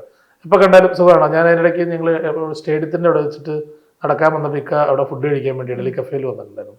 അപ്പോൾ ഇക്ക നീ ഇവിടെ, ഞാൻ പറഞ്ഞു ഇവിടെ തന്നെ താമസിക്കുന്നത്. അപ്പോൾ അതിൻ്റെ ഫോട്ടോയൊക്കെ എടുത്ത് കെട്ടിപ്പിടിച്ചിരിക്കുന്നത്. ഞാൻ നടക്കാൻ പോയത്. അപ്പം ഒരു പാവം, നല്ലൊരു മനുഷ്യൻ, നല്ല എല്ലാത്തിനും കൂടെ നിൽക്കുന്നത്. ദിലീപേട്ടൻ ഇതുപോലെ നാദൃഷിക്ക പറഞ്ഞ പോലെ അങ്ങനെ ഒരു ഫാമിലി ബന്ധമാണ്. ദിലീപേട്ടൻ്റെ കൂടെ ഞാൻ ഫ്രണ്ട്സ് ആൻഡ് ഫാമിലി എന്ന് പറഞ്ഞൊരു പടത്തിൽ അഭിനയിച്ചത്. കൂടെ അഭിനയിച്ചില്ല, ഞങ്ങൾ അതിലുള്ളത്. അതിൽ പക്ഷെ അന്ന് കുറേ സംസാരിക്കുകയും എപ്പോഴും വിശേഷങ്ങൾ സുഖനോടാ എന്താണ്. പിന്നെ ദിലീപേട്ടൻ്റെ വീട്ടിലെ ഫംഗ്ഷൻസും കാര്യങ്ങളൊക്കെ പോകാറുണ്ട്. അങ്ങനെയുള്ളൊരു ബന്ധമല്ല, സിനിമാ ബന്ധം എന്ന് പറയാൻ ഒരു ഫ്രണ്ട്ലി ബന്ധം. ഒരു ചേട്ടൻ, നമുക്കൊരു ചേട്ടനുണ്ടല്ലോ, ഒരു ഞങ്ങൾക്ക് മിമിക്രിക്കാർക്കുള്ളൊരു ചേട്ടന്മാരിലൊരാൾ ആണ്. മമ്മൂക്കാനെ പറ്റി ഇപ്പം എന്താ കുറേ പറയേണ്ടി വരും. കാരണം അത് വേറൊരു തലമാണത്. ഞാൻ മമ്മൂക്കയുടെ കൂടെ CBI 5 ഒരു 75 ദിവസം ഉണ്ടായിരുന്നു. 75 ദിവസം മമ്മൂക്കയുടെ കൂടെ 17 ദിവസം ഉണ്ടായിരുന്നു. കെ മധു സാറിൻ്റെ സിനിമയാണ്. മധു സാറ് വിളിച്ചിട്ട് പോയതാണ്. മമ്മൂക്കയുടെ ഡ്രൈവറായിട്ടായിരുന്നു ഞാൻ. അല്ലാതെ കുറേ ഇതിലും പ്രോഗ്രാംസുകളിലും അല്ലാതെ അറിയാം. ഞങ്ങൾ രൗദ്രത്തിലാണ് ഞാൻ ആദ്യമായിട്ട് മമ്മൂക്കയുടെ കൂടെ രഞ്ജി പണിക്കർ സാറ് വിളിച്ചിട്ട് അഭിനയിക്കുന്നത്. അപ്പം അന്നൊക്കെ നമുക്ക് ഭയങ്കര കെയറിങ് കാര്യങ്ങൾ. അതിനുശേഷം പിന്നെ കുറച്ച് 1-2 പടങ്ങൾ കഴിഞ്ഞ് പിന്നെ ഞാൻ കുറച്ച് ആയിട്ട് വേറെ പ്രോഗ്രാമും കാര്യങ്ങളൊക്കെ ആയിട്ട് നടന്നുകൊണ്ട് കണ്ടില്ല. അപ്പം പിന്നെ ഇതിലാണ് ഞാൻ വരുന്നത്. പിന്നെ അപ്പോൾ വന്നു കഴിഞ്ഞാൽ ഫസ്റ്റ് തന്നെ ഞാൻ ഷൂട്ടിൻ്റെ സമയത്ത് എഴുപന്നല്ലൊരു വീട്ടിലായിരുന്നു ഷൂട്ട്. അപ്പോൾ അവിടെ ചെന്ന് ഞാൻ ദൈവമേ വരുന്നുണ്ട്. അപ്പോൾ ഞാൻ മാറി നിന്നേക്കാൻ നിർത്തി. ഞാൻ സൈഡിൽ മാറി നിന്നിട്ട് ഇങ്ങനെ നോക്കി ഇങ്ങനെ കുറച്ച് ഇപ്പോൾ ജോർജ് ചേട്ടൻ നീ കണ്ടില്ലേ എന്ന് ചോദിച്ചിട്ടുണ്ട്. ജോർജ് ചേട്ടൻ. അപ്പോൾ ഞാൻ പറഞ്ഞില്ല, കണ്ടില്ല. അപ്പോൾ കാണുമെന്ന് പറഞ്ഞു. അത് കാണാമെന്ന് പറഞ്ഞിട്ട് ഞാനിങ്ങനെ സൈഡിൽ വരുമ്പം നമുക്കിങ്ങനെ മുകേഷ് ചേട്ടനൊക്കെ ആയിട്ട് ഇങ്ങനെ സംസാരിച്ചുകൊണ്ടിരിക്കും. അപ്പോൾ നീ ഇവിടെ ഉണ്ടോ ചോദിച്ചു. ഞാൻ പറഞ്ഞു ഇവിടെ ഉണ്ട് സാർ. ഈ ദുബായ് സെറ്റിലായെന്നാണല്ലോ ഞാൻ കേട്ടെ. ഞാൻ പറയില്ല സാർ ഇവിടെ ഉണ്ടെന്ന് പറഞ്ഞു. അങ്ങനെ ഇത് കഴിഞ്ഞിട്ട് അങ്ങനെ പടം ഇങ്ങനെ ഷൂട്ട് നടക്കുന്നു. ഞാൻ ഡ്രൈവറായിട്ട് ഇങ്ങനെ വണ്ടി ഓടിക്കുന്നു. അപ്പം മമ്മൂക്കനെ വെച്ചിട്ടാണ് ഓടിക്കുന്നത്. അങ്ങനെ പോയി കുറേ ദിവസം. ഒരു ദിവസം അപ്പോൾ ഈ SN സ്വാമി സാറ് ഈ ഡ്രൈവർ എന്ന സീനിൽ എഴുതി പോകുന്നത് ഡയലോഗ്സ്. അപ്പോൾ ഒരു ദിവസം എനിക്ക് ഡയലോഗുള്ള സീനുണ്ട്. ഈ മമ്മൂക്കനെ എയർപോർട്ടിൽ നിന്ന് കൊണ്ടുവരുമ്പം ഒരു ഡയലോഗുണ്ട്. അപ്പോൾ ഡ്രൈവർ എന്ന് എഴുതിയത്. അപ്പോൾ കുറേ ദിവസമായപ്പോൾ മമ്മൂക്ക പറഞ്ഞു, ആ ഡ്രൈവർക്കൊരു പേരെ കൊടുക്ക്, വെറുതെ ഈ ഡ്രൈവർ എന്ന് വിളിക്കുന്ന മോശമല്ലേ. അപ്പോൾ സാർ അവരിങ്ങനെ കുറേ പേരുകളും അത് സാറൊക്കെ ആയിട്ട് ഇങ്ങനെ ഇട്ടു. ഇട്ട് കഴിഞ്ഞപ്പോൾ മമ്മൂക്ക കുറച്ചേരം ഇവർ ഇങ്ങനെ ഇടുന്ന പേരുകൾ കേൾക്കുന്നുണ്ട്. നമുക്ക് എന്താ ചെയ്തുകൊണ്ടിരിക്കുക, എന്തിനാണ് എൻ്റെ പേര് തന്നെ കിടന്നോട്ടെ, അവൻ എന്തെങ്കിലും ഗുണം ഉണ്ടാവട്ടെ. എൻ്റെ പേരാണ് അതിൻ്റെ അകത്ത് നമുക്ക് വിളിക്കുന്നത്, ജിൻഡോ എന്ന് തന്നെ വിളിക്കുന്നത്. അപ്പോൾ ഞാൻ പറഞ്ഞു, ഞാൻ ഞെട്ടി കഴിഞ്ഞപ്പോൾ ഞാൻ ദൈവമേ എൻ്റെ പേര് തന്നെ ഇട്ട്. അപ്പം നല്ല ഡയലോഗും ഉണ്ട് അതിൻ്റെ അകത്ത്. അപ്പം ജിൻഡോ വണ്ടി അങ്ങോട്ട് ലെഫ്റ്റിലേക്ക് ഒതുക്ക്, അല്ല സാറ് CBI ഓഫീസിലേക്ക് നമുക്ക് പോകണ്ട, അങ്ങോട്ടല്ലേ. ജിൻഡോ ഞാൻ പറയുന്നതൊക്കെ ജിൻഡോ അവിടെ ഒതുക്ക്, അങ്ങനെ പറയുന്നു. അപ്പോൾ കുറേ ജിൻഡോയിൻ്റെ അത് കയറ്റി, എനിക്ക് എന്തെങ്കിലും ഗുണം ഉണ്ടാവട്ടെ എന്ന് ഓർത്തിട്ട്. അപ്പം അങ്ങനെ അത്ര നല്ലൊരു മനസ്സിനുടമയാണ്. അപ്പോൾ കേമൻ സാറ് പറഞ്ഞു, ശരിയാണല്ലോ, അവൻ്റെ പേര് നടന്നോട്ടെ, കുഴപ്പമില്ല. അങ്ങനെ ആ പേരിട്ട് പടം കഴിഞ്ഞു. സിനിമ റിലീസായി കഴിഞ്ഞപ്പം ഞാനിങ്ങനെ സിനിമ കണ്ടു. സിനിമയിൽ ഭയങ്കര ഇതായിട്ട് പോയി, പടം കഴിഞ്ഞു. റോഷാക്കിൻ്റെ ഷൂട്ടിങ്ങുകളൊക്കെ അപ്പോൾ എഴുപതിനല്ലേ വേറെ സ്ഥലത്ത്. അപ്പം ഞാൻ നേരെ നമുക്ക് അവിടെ ഉണ്ടല്ലോ കാണാൻ പോകുന്നു പറഞ്ഞിട്ട് റോഷാക്കിൻ്റെ ലൊക്കേഷൻ തന്നു. ഇപ്പോൾ CBI ഓടിക്കൊണ്ടിരിക്കുക. അപ്പോൾ റോഷാക്കിന് വരുമ്പോൾ ഞാൻ ചെറുതായിട്ട് നമുക്കൊന്നുമില്ല, ഇല്ല വരുന്നുണ്ട്, ഇപ്പോൾ വരുന്നു, ഇങ്ങനെ അങ്ങൊന്ന് വരുന്നുണ്ട്. വന്ന് നേരെ ഇറങ്ങി, അപ്പുറത്ത് ഇറങ്ങി ഇങ്ങനെ ക്യാരവൻ്റെ അങ്ങോട്ട് ഇങ്ങനെ നോക്കുമ്പോൾ ഇവിടെ ഉണ്ടോ എന്ന് ചോദിച്ചു. അവരല്ല എന്തെങ്കിലും ഒരു വേഷം കിട്ടുമെന്ന് അറിയാൻ വേണ്ടി വന്നതെന്ന് പറഞ്ഞു. ഞാനല്ലല്ലോ, ജോർജ് സാറല്ലേ എൻ്റെ പ്രൊഡ്യൂസർ, ജോർജ് സാറിനോട് ചോദിക്കുന്നത്. ഞാൻ പറഞ്ഞു, ജോർജ് സാർ പറഞ്ഞു മമ്മൂട്ടി സാറിനോട് ചോദിക്കാൻ പറഞ്ഞു എന്ന് പറഞ്ഞു. അവർ മമ്മൂട്ടി കമ്പനിയുടെ പടമാണല്ലോ. അപ്പം അങ്ങനെ പറഞ്ഞ് അങ്ങനെ പോയി. കുറച്ച് കഴിഞ്ഞപ്പോഴത്തേനും എന്നെ ആരോ മോഹൻ ചേട്ടൻ വിളിക്കുന്നു, നീ മമ്മൂക്കനെ കണ്ടോ എന്ന് ചോദിച്ചു. ഞാൻ പറഞ്ഞു, ഞാൻ കണ്ടു എന്ന് പറഞ്ഞു, വേറൊരു പടത്തിൽ. നിൻ്റെ കുറച്ച് ഫോട്ടോ പെട്ടെന്ന് അയക്കാൻ പറഞ്ഞു. ഞാൻ ചെന്ത് പെട്ടെന്ന് അയക്കുമെന്ന് പറഞ്ഞു. മമ്മൂക്ക പറഞ്ഞിട്ട് അപ്പം തന്നെ ആരോ മോഹൻ ചേട്ടനെ വിളിച്ച് എൻ്റെ കാര്യം പറഞ്ഞ് എനിക്ക് വേറൊരു പിരതി എന്ന് പറഞ്ഞൊരു അവാർഡ് പടത്തിൽ ഒരു 15 ദിവസത്തെ ഷൂട്ട്, അത് വേറൊരു അപ്പിയറൻസ്, ഒരു 60 വയസ്സുള്ളൊരു ക്യാരക്ടർ, ഭയങ്കര ഇറങ്ങിയിട്ടില്ല, അതിപ്പം ഇറങ്ങാൻ പോകണുള്ളൂ. അത് ഗംഭീരം. അത് നമുക്ക് അപ്പം തന്നെ വിളിച്ച് എനിക്കത് ഓപ്പറേറ്റ് ചെയ്ത് ഞാൻ വീട്ടിൽ ചെന്നപ്പോൾ അത് അപ്പം തന്നെ ക്ലിയർ ചെയ്ത് എന്നോട് പറഞ്ഞ് വിളിക്കുന്നു പറഞ്ഞ് വിളിച്ചു. ഞാൻ പെട്ടെന്ന് അത് അയച്ചു കൊടുത്തു. 10-15 ദിവസം എനിക്ക് പുതിയൊരു പടത്തിൽ വേറൊരു അപ്പിയറൻസിലൊരു വയസ്സൻ ക്യാരക്ടർ, നല്ല ക്യാരക്ടർ. അങ്ങനെ അതത്രയും ഇതുള്ള ആളാണ് മമ്മൂക്കൊക്കെ. നമ്മൾ ചെല്ലാതിരിക്കുമ്പോൾ അവർക്ക് വിഷമം. നമ്മളിതിനു വേണ്ടി നമുക്ക് ഒരു ഇൻ്റർവ്യൂ എപ്പോഴും പറഞ്ഞല്ലോ, ഞാനിപ്പോഴും ചാൻസ് ചോദിക്കുന്നുണ്ടെന്ന് പറയും, നമുക്ക് ഇപ്പോഴും ചാൻസ് ചോദിക്കുമെന്ന് പറയും. എന്ന് പറഞ്ഞാൽ നമ്മളതൊക്കെ കണ്ടു പഠിക്കേണ്ടത്. നമ്മളിത് ഇന്ന് രാവിലെ തന്നെ സിനിമ നടനാക്കുമെന്ന് പറഞ്ഞ് വീട്ടിലിരുന്നിട്ട് കാര്യമില്ല. നമ്മൾ അന്വേഷിച്ചുകൊണ്ടേയിരിക്കും എപ്പോഴാണ് അതിനൊരു ഇത് വരുന്നത്. എനിക്ക് തെളിവാണ് ഷാജോൻ ചേട്ടൻ്റെയൊക്കെ ജീവിതം. ഷാജോൻ ചേട്ടൻ ഒത്തിരി പേരുണ്ട്. അത് ഇപ്പോഴും ഞാൻ എല്ലാവരോടും പറയാം, ചാൻസ് ചോദിക്കുക, നമ്മളതിന് മടി കാണിക്കുകയേ വേണ്ട. അപ്പം എനിക്ക് മമ്മൂക്കൊക്കെ എനിക്ക് ഭയങ്കര ബഹുമാനമാണ്. കാരണം വെച്ചാൽ ചെയ്യാൻ അവരത് ചെയ്തു തന്നല്ലോ എന്ന് ഓർക്കുമ്പോൾ പിന്നെ അതൊന്ന് വിളിച്ചു പറയാൻ തോന്നുക, അല്ലെങ്കിൽ അതില്ലാന്നൊക്കെ പറയും ചിലപ്പോൾ, പക്ഷെ അതിനുമ്പ് ചെയ്തിട്ടുണ്ടാവും. അതാണ് അത്. പിന്നെ അപ്പോൾ മണിച്ചേട്ടനെ പറ്റി നല്ല കുറേ കാര്യങ്ങൾ പറഞ്ഞു. പക്ഷെ അതിൻ്റെ ഇടയ്ക്ക് ഒരു സമയത്ത് ഭയങ്കരമായിട്ട് ചർച്ചയായ അല്ലെങ്കിൽ നെഗറ്റീവായിട്ട് വന്നിട്ടുള്ളൊരു സംഭവം ഉണ്ടായിരുന്നു. മണിച്ചേട്ടനെ കൂടെ നടന്ന് ചതിച്ചിട്ട് കൊല്ലാൻ കാരണമായി എന്നുള്ള സംഭവം. അപ്പോൾ അന്നത് കേട്ടപ്പോൾ ഉണ്ടായിരുന്ന അവസ്ഥ എന്തായിരുന്നു, അല്ലെങ്കിൽ അതിൽ എത്രത്തോളം സത്യം? ഇപ്പോഴും പല വീഡിയോസിന് പോലും കമൻറ്റ് അത് വന്നുകൊണ്ടിരിക്കും. നമ്മളത് ഓൾറെഡി നമ്മളത് മറന്നു. നമുക്ക് അങ്ങനെ ഒരു എന്തായാലും നമ്മുടെ എന്താ പറയുക കൂടെ നമ്മുടെ അന്നദാതാവിനെ അല്ലെങ്കിൽ നമുക്ക് നമ്മുടെ ചേട്ടനെ നമ്മൾ എന്തായാലും അതിന് കൂട്ടു നിൽക്കില്ല, ചെയ്യാനും പറ്റില്ല. നമ്മുടെ സ്വന്തം കൂടപ്പുറപ്പിനെ, സ്വന്തം വീട്ടുകാരെ സ്നേഹിക്കുന്നതിനേക്കാൾ കൂടുതൽ നമ്മൾ സ്നേഹിച്ചാണ്. അപ്പം നമ്മൾ അത് പറയാനുള്ളവർ പറഞ്ഞോട്ടെ, അത് നമ്മൾ വിട്ട് കളഞ്ഞത്. അന്വേഷിക്കാനുള്ളവരെല്ലാം അന്വേഷിച്ചു, അതിൻ്റെ അകത്തൊന്നുമില്ല. പിന്നെ വെറുതെ പറയാനുള്ളവർ ഇനി ഇപ്പോഴും പറഞ്ഞുകൊണ്ടിരിക്കും. രേഷ്മ പറയുന്നുണ്ട്, ഇനി പറഞ്ഞിട്ട് കാര്യമില്ല. ഞാൻ കമന്റുകൾ കണ്ട പല വീഡിയോസും കമന്റ് നോക്കാനേ പാടില്ല. നമ്മൾ വീഡിയോകൾ ചെയ്തുകൊണ്ടേ ഇരിക്കുക, കമന്റുകൾ നോക്കാനേ പാടില്ല. കമന്റ് എഴുതുന്ന ആളെ എപ്പോഴും എഴുതിക്കൊണ്ടേയിരിക്കും. അവർക്ക് വേറെ ജോലിയില്ല, അവർ എഴുതാൻ വേണ്ടി തന്നെ ഇരിക്കുന്ന ആൾക്കാർ. നമ്മൾ അടുത്ത സ്ഥലത്തേക്ക് പോയിക്കൊണ്ടേ ഇരിക്കുക. ഈ കമന്റ് നോക്കി ജീവിക്കുകയും ചെയ്തിട്ടുണ്ടാവും. പിന്നെ അത് ഉണ്ടാവാതിരിക്കില്ലല്ലോ. ഇപ്പോഴും നമുക്ക് അതൊക്കെ ശീലമായി. ഇപ്പൊ എന്ത് പറഞ്ഞാലും കാര്യമില്ല. നമ്മളിപ്പോ ഒന്നിനും കമന്റ് നോക്കാറുമില്ല, ഒരു വീഡിയോയുടെ കമന്റ് നോക്കാറില്ല. ചിരിക്കാനുള്ള എന്തെങ്കിലും ഉണ്ടെങ്കിൽ നമ്മൾ നോക്കും. അതല്ലാതെ ഫുൾ ടൈം സന്തോഷമായിട്ടിരിക്കും. എന്തിനാണ് വല്ലോ കമന്റ് എഴുതി മറ്റുള്ളവരുടെ ഉപദ്രവം ഉണ്ടാക്കാൻ നിൽക്കുന്നത്? ഈ കമന്റ് എഴുതുന്ന ആൾക്കാർക്ക് എന്ത് കിട്ടും ഇതുകൊണ്ട്? ഒന്നും കിട്ടത്തില്ല. അവൻ്റെ കുറേ സമയം പോകും, അവൻ്റെ കുറേ ഭ്രാന്ത് പിടിക്കും. അവനിത് കിട്ടാത്തതുകൊണ്ടാണ് അവൻ ഇത് എഴുതിക്കൊണ്ടിരിക്കുന്നത്. കമന്റ് എഴുതുന്ന ആൾക്ക് ഈ ഒരു അവസ്ഥയിൽ കിട്ടണം. അവരുടെയൊക്കെ വിളിച്ചൊരു ഇന്റർവ്യൂ എടുത്ത് കൊടുക്കുക, അപ്പോൾ പിന്നെ അവർക്ക് സുഖമാവും. കമന്റ് എഴുതുന്നവർക്കുള്ളതാണത്. ഇതിന്റെ അടിയിൽ വന്ന് പങ്കാളിയിട്ടിട്ട് ഒരു കാര്യമില്ല. ആ കൊച്ചിന്റെ ഭാവി കളയണ്ട. അപ്പോൾ ഇപ്പം ഈ ഓഡിയൻസിനെ സ്റ്റേജ് ഷോകൾ ചെയ്യുന്ന സമയത്ത് ഓഡിയൻസിനെ കയ്യിലെടുക്കാൻ വേണ്ടിയിട്ട് ജിൻഡോന്റെ മാജിക് എന്നുള്ള രീതിക്ക് എന്താ ചെയ്യാറ്? ഓഡിയൻസിനെ കയ്യിലെടുത്തില്ല, അവർ നമ്മളെ കയ്യിലെടുക്കും. അപ്പം അതുകൊണ്ട് എനിക്ക് മാജിക് ഒന്നുമില്ല. ഞാൻ ചിരിച്ചോണ്ട് കയറി ചെന്ന് നമസ്കാരം. ഞാൻ ആങ്കറിങ് അല്ല ചെയ്യുന്നത്, ഞാൻ ഓഡിയൻസിൻ്റെ ഇൻട്രാക്ഷനാണ് ചെയ്യുന്നത്. അതിൻ്റെ അകത്ത് എല്ലാ കഥയും ഉണ്ടാവും. കാര്യങ്ങൾ പറഞ്ഞു, കൈയടിക്കാൻ പറയും, എന്താ പേര് നയിക്കും, ഇതെവിടുന്ന ഈ അമ്മച്ചിനെ നോക്കിയേ എന്നൊക്കെ പറഞ്ഞ് അങ്ങനെ കണക്ട് ചെയ്യുമ്പോൾ അവരെ നമ്മൾ കൂടെ കൂട്ടും ഫസ്റ്റ് തന്നെ. അവരുടെ അടുത്തേക്ക് ഇങ്ങ് ചെല്ലും. ഞാൻ സ്റ്റേജിൽ താഴേക്കൊക്കെ ഇറങ്ങി ചെന്ന് അങ്ങനെയൊക്കെ ഒഫീഷ്യലായിട്ടൊന്നും അടുത്ത ഇതൊന്നും അങ്ങനെ ഒഫീഷ്യൽ പരിപാടികളൊന്നുമില്ല. നമ്മൾ കോമൺ ആയിട്ട് സംസാരിക്കുക, അത് മതി. ആങ്കറിങ് എന്ന് പറയുന്നത് അതാണ് മാജിക്. ഇപ്പൊ ഏതെങ്കിലും ഒന്നേ ഇപ്പൊ അടിപൊളിയാവും എന്ന് സ്വയം കരുതിയിട്ട് നമ്മളിപ്പോ ചെയ്യുമ്പോൾ നമുക്കൊരു കോൺഫിഡൻസ് ഉണ്ടാവല്ലോ, ഇത് ചെയ്ത വർക്കൗട്ട് ആവും, അങ്ങനെ കരുതിയിട്ട് ചെയ്തിട്ട് പക്ഷെ കയ്യടി കിട്ടുന്നതിന് പകരം അല്ലെങ്കിൽ ഒരു റെസ്പോൺസും ഇല്ലാതെ തണുത്ത ഒരു ഓഡിയൻസിന്റെ ഇടയിൽ ചെയ്യേണ്ടി വന്ന് ചമ്മിപ്പോയ ഏതെങ്കിലും മൊമെന്റ്സ് ഉണ്ടായിട്ടുണ്ടോ? അല്ലെങ്കിൽ അതിനെങ്ങനെ ഫേസ് ചെയ്യാറ്? ഫേസ് ചെയ്യില്ല. നമ്മളിപ്പോൾ പറയുമ്പം എന്തെങ്കിലും ഒരു സ്റ്റാറിനെ അനുകരിച്ച് ആ സമയത്ത്, ഇപ്പോൾ സ്റ്റാറൊന്നും ചെയ്യാറില്ല, ആ സമയത്ത് സ്റ്റാറിനെ അനുകരിച്ചിട്ട് റെസ്പോൺസ് ഇല്ലെങ്കിൽ നമ്മളിപ്പോൾ തന്നെ പറയും ഏറ്റില്ലല്ലേ, സാരില്ല, സോറി, അടുത്ത് പറയാം. അങ്ങനെ അതിനെ എനിക്കത് നസീർക്കനെ കണ്ടിട്ടാണ് ഞാനത് കൂടുതലും പഠിച്ചത്. നസീർക്ക് ഞങ്ങൾ നെടുമ്പാശ്ശേരി എയർപോർട്ടിൻ്റെ ഓഡിറ്റോറിയം ഉണ്ട് സിയാലിൻ്റെ, അത് അന്ന് സൗണ്ട് പ്രൂഫ് അല്ല, ഇപ്പോൾ സൗണ്ട് പ്രൂഫാണ്. അപ്പം ഞങ്ങൾ നമ്മുടെ ഷോ ആയിരുന്നു അത്, നസീർക്കയും ജോസിനെയും വെച്ചിട്ടായിരുന്നു ഷോ. അപ്പോൾ നസീർക്ക വന്നപ്പോൾ എക്കോ അടിച്ചിട്ട് ഒന്നും കേൾക്കാൻ പറ്റുന്നില്ല ഓഡിയൻസിൽ. 10,000-2,500 ആൾക്കാരുണ്ട്, ഒരു സാധനം മനസ്സിലാവുന്നില്ല. അപ്പം നസീർക്ക് എങ്ങനെ മിമിക്രി കാണിക്കുന്നു, ഉമ്മൻചാണ്ടി സാറിനെ ഇരിക്കുന്നു, അതെനിക്കിരിക്കുന്നു, ഒന്നും മനസ്സിലാവുന്ന ആൾക്കാർ ഇങ്ങനെ ഒന്നും മനസ്സിലാവുന്നില്ല എന്നിങ്ങനെ പറയുന്നുണ്ട്. നസീർക്ക് അപ്പം തന്നെ എന്നാ പിന്നെ മാറ്റി പിടിക്കാല്ലേ, ഇനി ഒരു ഹെലികോപ്റ്ററിന്റെ ശബ്ദം, ഒരു ട്രെയിൻ പോകുന്ന ശബ്ദം, പഴയ മിമിക്രി ഇല്ലേ, ഭയങ്കര കൈയടി എന്ന് പറഞ്ഞാല് അതാ നിമിഷം പുള്ളിയുടെ അല്ല മനസ്സിലാവുന്നില്ല. ഇപ്പൊ എക്കോ ഉള്ള സ്ഥലം കണ്ടിട്ടുണ്ടോ? ഇവിടെ ഇപ്പോ നമ്മൾ സംസാരിക്കും, ഇപ്പൊ പുറത്തെ ശബ്ദം കേൾക്കുക, നമ്മൾ പറയുന്ന സൗണ്ട് മനസ്സിലാവാതെ പോവുക. അപ്പൊ അങ്ങനെ അത് സൗണ്ട് പ്രൂഫ് അല്ലാത്തതുകൊണ്ടായിരുന്നു. അപ്പൊ ആ സാധനം അപ്പൊ തന്നെ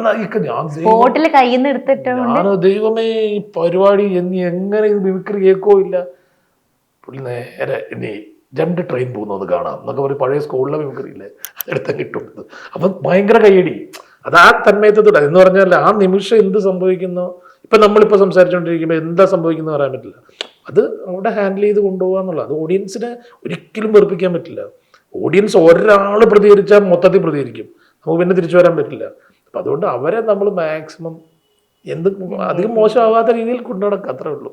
ഇപ്പോൾ മിമിക്രിന്ന് പലർക്കും സിനിമയിൽ വരുമ്പോൾ ആദ്യമൊക്കെ അധികവും കോമഡി വേഷങ്ങൾ മാത്രമാവും അവർക്ക് കിട്ടുന്നുണ്ടാവുള്ളൂ. പക്ഷെ ചേട്ടനെ സംബന്ധിച്ച് ഇപ്പോൾ ചേട്ടനല്ല, ഇപ്പോൾ ഒരു ട്രെൻഡ് കുറച്ചായിട്ട് മാറിയത് കൊണ്ട് പലർക്കും നല്ല റോളുകൾ, പോലീസ് വേഷങ്ങളായാലും നെഗറ്റീവ് ഷെയ്ഡ് ആയാലും ഇപ്പോൾ പറഞ്ഞ പോലെ ഏജ്ഡ് ആയ ക്യാരക്ടർ, അങ്ങനെ ചേട്ടന് ഒരുപാട് നല്ല റോൾസ് വരുന്നുണ്ട്. അപ്പോൾ ഈ ടൈപ്പ് കാസ്റ്റിൽ പെടാതിരിക്കാൻ വേണ്ടി ചേട്ടൻ ശ്രദ്ധിക്കുന്ന കാര്യങ്ങൾ എന്തൊക്കെയാണ്? ഒന്നുമില്ല, എന്ത് റോളും ചെയ്യുമെന്ന് പറയുക, ചാൻസ് കൃത്യമായിട്ട് ചോദിക്കുക, ചാൻസ് കിട്ടും. അപ്പം അവർ പറയും ആദ്യം. പിന്നെ നമ്മുടെ എന്താ പറയുക, നമ്മളിപ്പോൾ കോളേജ് കുമാരനായിട്ട് ഇപ്പം അഭിനയിക്കേണ്ട കാര്യമില്ല നമുക്ക് എന്തായാലും ഇനി. അപ്പോൾ നേരെ നമുക്ക് എന്ത് റോള് കിട്ടിയാലും ബസ് കണ്ടക്ടർ ആണെങ്കിലും പോലീസുകാരനാണെങ്കിലും കോൺസ്റ്റബിൾ ആണെങ്കിലും എന്തായാലും നമ്മൾ പിടിക്കും. സിനിമ എന്ന് പറയുന്നതിൽ ഇന്ന വേണമെന്നൊന്നുമില്ല. അപ്പോൾ അതിലിപ്പോൾ സീരിയലിൽ ഞാൻ അങ്ങനെ പിടുത്തം കൊടുക്കാറില്ല. നല്ല ക്യാരക്ടർ അല്ലെങ്കിൽ സീരിയൽ അങ്ങനെ പിടിക്കാറില്ല, 1-2 ഒക്കെ ചെയ്യാറുള്ളൂ. പക്ഷെ സിനിമ എന്ന് പറയുന്നത് നമുക്ക് ചെറുത്, ഞാൻ അവരോട് ആരുടെ അടുത്ത് പോയാലും ഞാൻ പറയും ചെറുതായാലും മതി, ഈ സിനിമയിലുണ്ടാവണം, ആ സിനിമയിൽ ഒരു ചെറിയ വേഷം, ചെറുതെന്ന് ചോദിക്കുള്ളൂ. എന്നാലും നമുക്ക് ചെറുത് കിട്ടിയാൽ നമുക്ക് ആ സിനിമയുടെ ഭാഗമാകുക, സിനിമയിലൂടെ വരിക, സിനിമയിലുണ്ടാവുക, അതാണ് എല്ലാവരോടും. ഞാൻ ഇപ്പോഴും ചാൻസ് ചോദിക്കുമ്പോഴും നമ്മൾ ചെറിയ എന്തെങ്കിലും നോക്കട്ടെ എന്ന് പറയാം. അതിൻ്റെ അത് വേറെ ഒന്നും പറയാനില്ല. കാരണം നമ്മളിതിനോട് ശരീരം കുറയ്ക്കുമെന്നോ അല്ലെങ്കിൽ ഞാൻ ഭക്ഷണം കഴിക്കാതിരിക്കുമെന്നോ ഡയറ്റ്, ഞാൻ നന്നായിട്ട് രാവിലെ എഴുന്നേറ്റ് പഴങ്കഞ്ഞി കുടിക്കുന്ന ആളാണ്. അപ്പോൾ ഈ പഴങ്കഞ്ഞി ഇല്ലാണ്ട് ജീവിക്കാൻ പറ്റില്ല. അപ്പോൾ അതുകൊണ്ട് എനിക്കതൊരു പ്രശ്നമായിട്ട് തോന്നുന്നില്ല. വർക്കൗട്ടൊക്കെ ഉണ്ട്, നടക്കാൻ പോലും കാര്യങ്ങളൊക്കെ ഉണ്ട്. ഈ ഒരു ഇങ്ങനെ തന്നെ ആയിരിക്കും പണ്ട് പോലെ ഉള്ളത്. ഞാൻ അത് കൂടാറുമില്ല കുറയാറുമില്ല. ഇനിയിപ്പോ ഏതെങ്കിലും ഒരു ക്യാരക്ടറിന് വേണ്ടിയിട്ട് ചേട്ടനൊരു വെയിറ്റ് കുറയ്ക്കുക അല്ലെങ്കിൽ അങ്ങനെ മാറ്റം വരുത്തണം, കുറച്ച് റിസ്കി ആയിട്ട് മാറ്റം വരുത്തണം എന്ന് പറഞ്ഞു കഴിഞ്ഞാൽ ആ ക്യാരക്ടർ റോള് എടുക്കുവോ അതോ? ഉറപ്പല്ലേ. ഇപ്പം ഒരു പടം ചെയ്ത് വെച്ചിട്ടുണ്ട് ഞാനും അജീഷ് കോട്ടയും കൂടെ കൂടിയിട്ട്. അപ്പോൾ അതിൻ്റെ അകത്ത് കുറച്ച് തടി പോലീസാണ്, അതും പോലീസാണ്. അപ്പോൾ പോലീസിൽ കുറച്ച് വെയിറ്റ് കുറയ്ക്കണം എന്ന് പറഞ്ഞിട്ട് ഒരു 10-20 ദിവസത്തേക്ക് ഫുൾ ഡയറ്റും കാര്യങ്ങളൊക്കെ ആയിരുന്നു. നമ്മൾ ഒരു 2-3 കിലോ നമ്മൾ കുറയ്ക്കും. അത് പെട്ടെന്ന് അതൊക്കെ ഇതും ചെയ്യാം. എനിക്ക് പെട്ടെന്ന് തടിയും കുറയും. ഒരു ദിവസം പട്ടിണി കിടന്ന ഭക്ഷണം കുറച്ച ഇത് കുറഞ്ഞാൽ ഉച്ചയ്ക്ക് ഭക്ഷണം കഴിച്ചിട്ടില്ല, വയറ് ഇച്ചിരി കാണണ്ടല്ലോ എന്ന് ഓർത്തിട്ട്. ഭക്ഷണം കഴിക്കുമ്പോൾ വയറ് കാണുമ്പോൾ നമുക്ക് ഇന്റർവ്യൂക്ക് മാക്സിമം വെച്ച് പിടിക്കും. ഡെഡിക്കേഷൻ അത്രേ ഉള്ളൂ. വരണ്ടെന്നൊക്കെ വിചാരിച്ചാണ് എന്നെ പോകുന്നതാണ്. ഇപ്പോൾ നല്ല സീരിയലിലൊക്കെ നല്ല റോളാണെങ്കിൽ ചെയ്യൂ എന്ന് പറഞ്ഞിട്ടുണ്ടായിരുന്നു. അപ്പൊ ഇപ്പോ സിനിമയിലാണെങ്കിൽ ലാലേട്ടന്റെ കൂടെ നടക്കുന്നു, അതേസമയം രാത്രി ഇവിടെ അമ്മമാരുടെ കണ്ണീരൊപ്പുന്ന ക്യാരക്ടേഴ്സ് സീരിയലിൻ്റെതായിട്ട് ചെയ്യുന്നു. അപ്പോൾ ശരിക്കും സീരിയൽ ചെയ്യാനാണോ സിനിമ ചെയ്യാനാണോ കുറച്ചും കൂടി എളുപ്പം അല്ലെങ്കിൽ കംഫർട്ട് എന്ന് തോന്നിയിരുന്നത്? സിനിമ ചെയ്യുന്ന രണ്ട് തലം തന്നെയാണ്, വേറെ ഒന്നുമില്ല. എല്ലാം ഒന്ന് പ്രോസസ്സിംഗ് ഒന്ന് തന്നെയാണെങ്കിലും സീരിയലിൻ്റെ പ്രശ്നം എന്ന് വെച്ച് കഴിഞ്ഞാൽ ഡയലോഗൊന്നും നമുക്ക് കാണാതെ പഠിക്കേണ്ട കാര്യമൊന്നുമില്ല. പ്രോംപ്റ്റിങ്ങും കാര്യങ്ങളും ഉണ്ട്. പിന്നെ അവിടെ എല്ലാം ഓക്കെ ഇരിക്കും. ഓക്കെ, അവർക്ക് സമയമില്ല നമുക്ക് സീരിയലിന്. സിനിമ അങ്ങനെയല്ല. സിനിമ നമ്മൾ അത് ആ ഡയലോഗ് കാണാതെ പഠിച്ച് ഓപ്പോസിറ്റ് നിൽക്കുന്ന ആളുടെ റിയാക്ഷൻ, അത് 1, 2, 3 ക്യാമറ വെച്ചായിരിക്കും എടുക്കുന്നത്, ചിലപ്പോൾ 4 ക്യാമറ ഉണ്ടാവും. അത് സിനിമ വേറൊരു പ്രശ്നം. അവർ ചിലപ്പോൾ ഒരു ദിവസം 2, 3 സീൻ എടുക്കുള്ളൂ. സീരിയലിൽ 14 സീൻ എടുക്കും ഒരു ദിവസം. 14 സീൻ എന്നൊക്കെ പറഞ്ഞാൽ ചില്ലറ പരിപാടിയല്ല.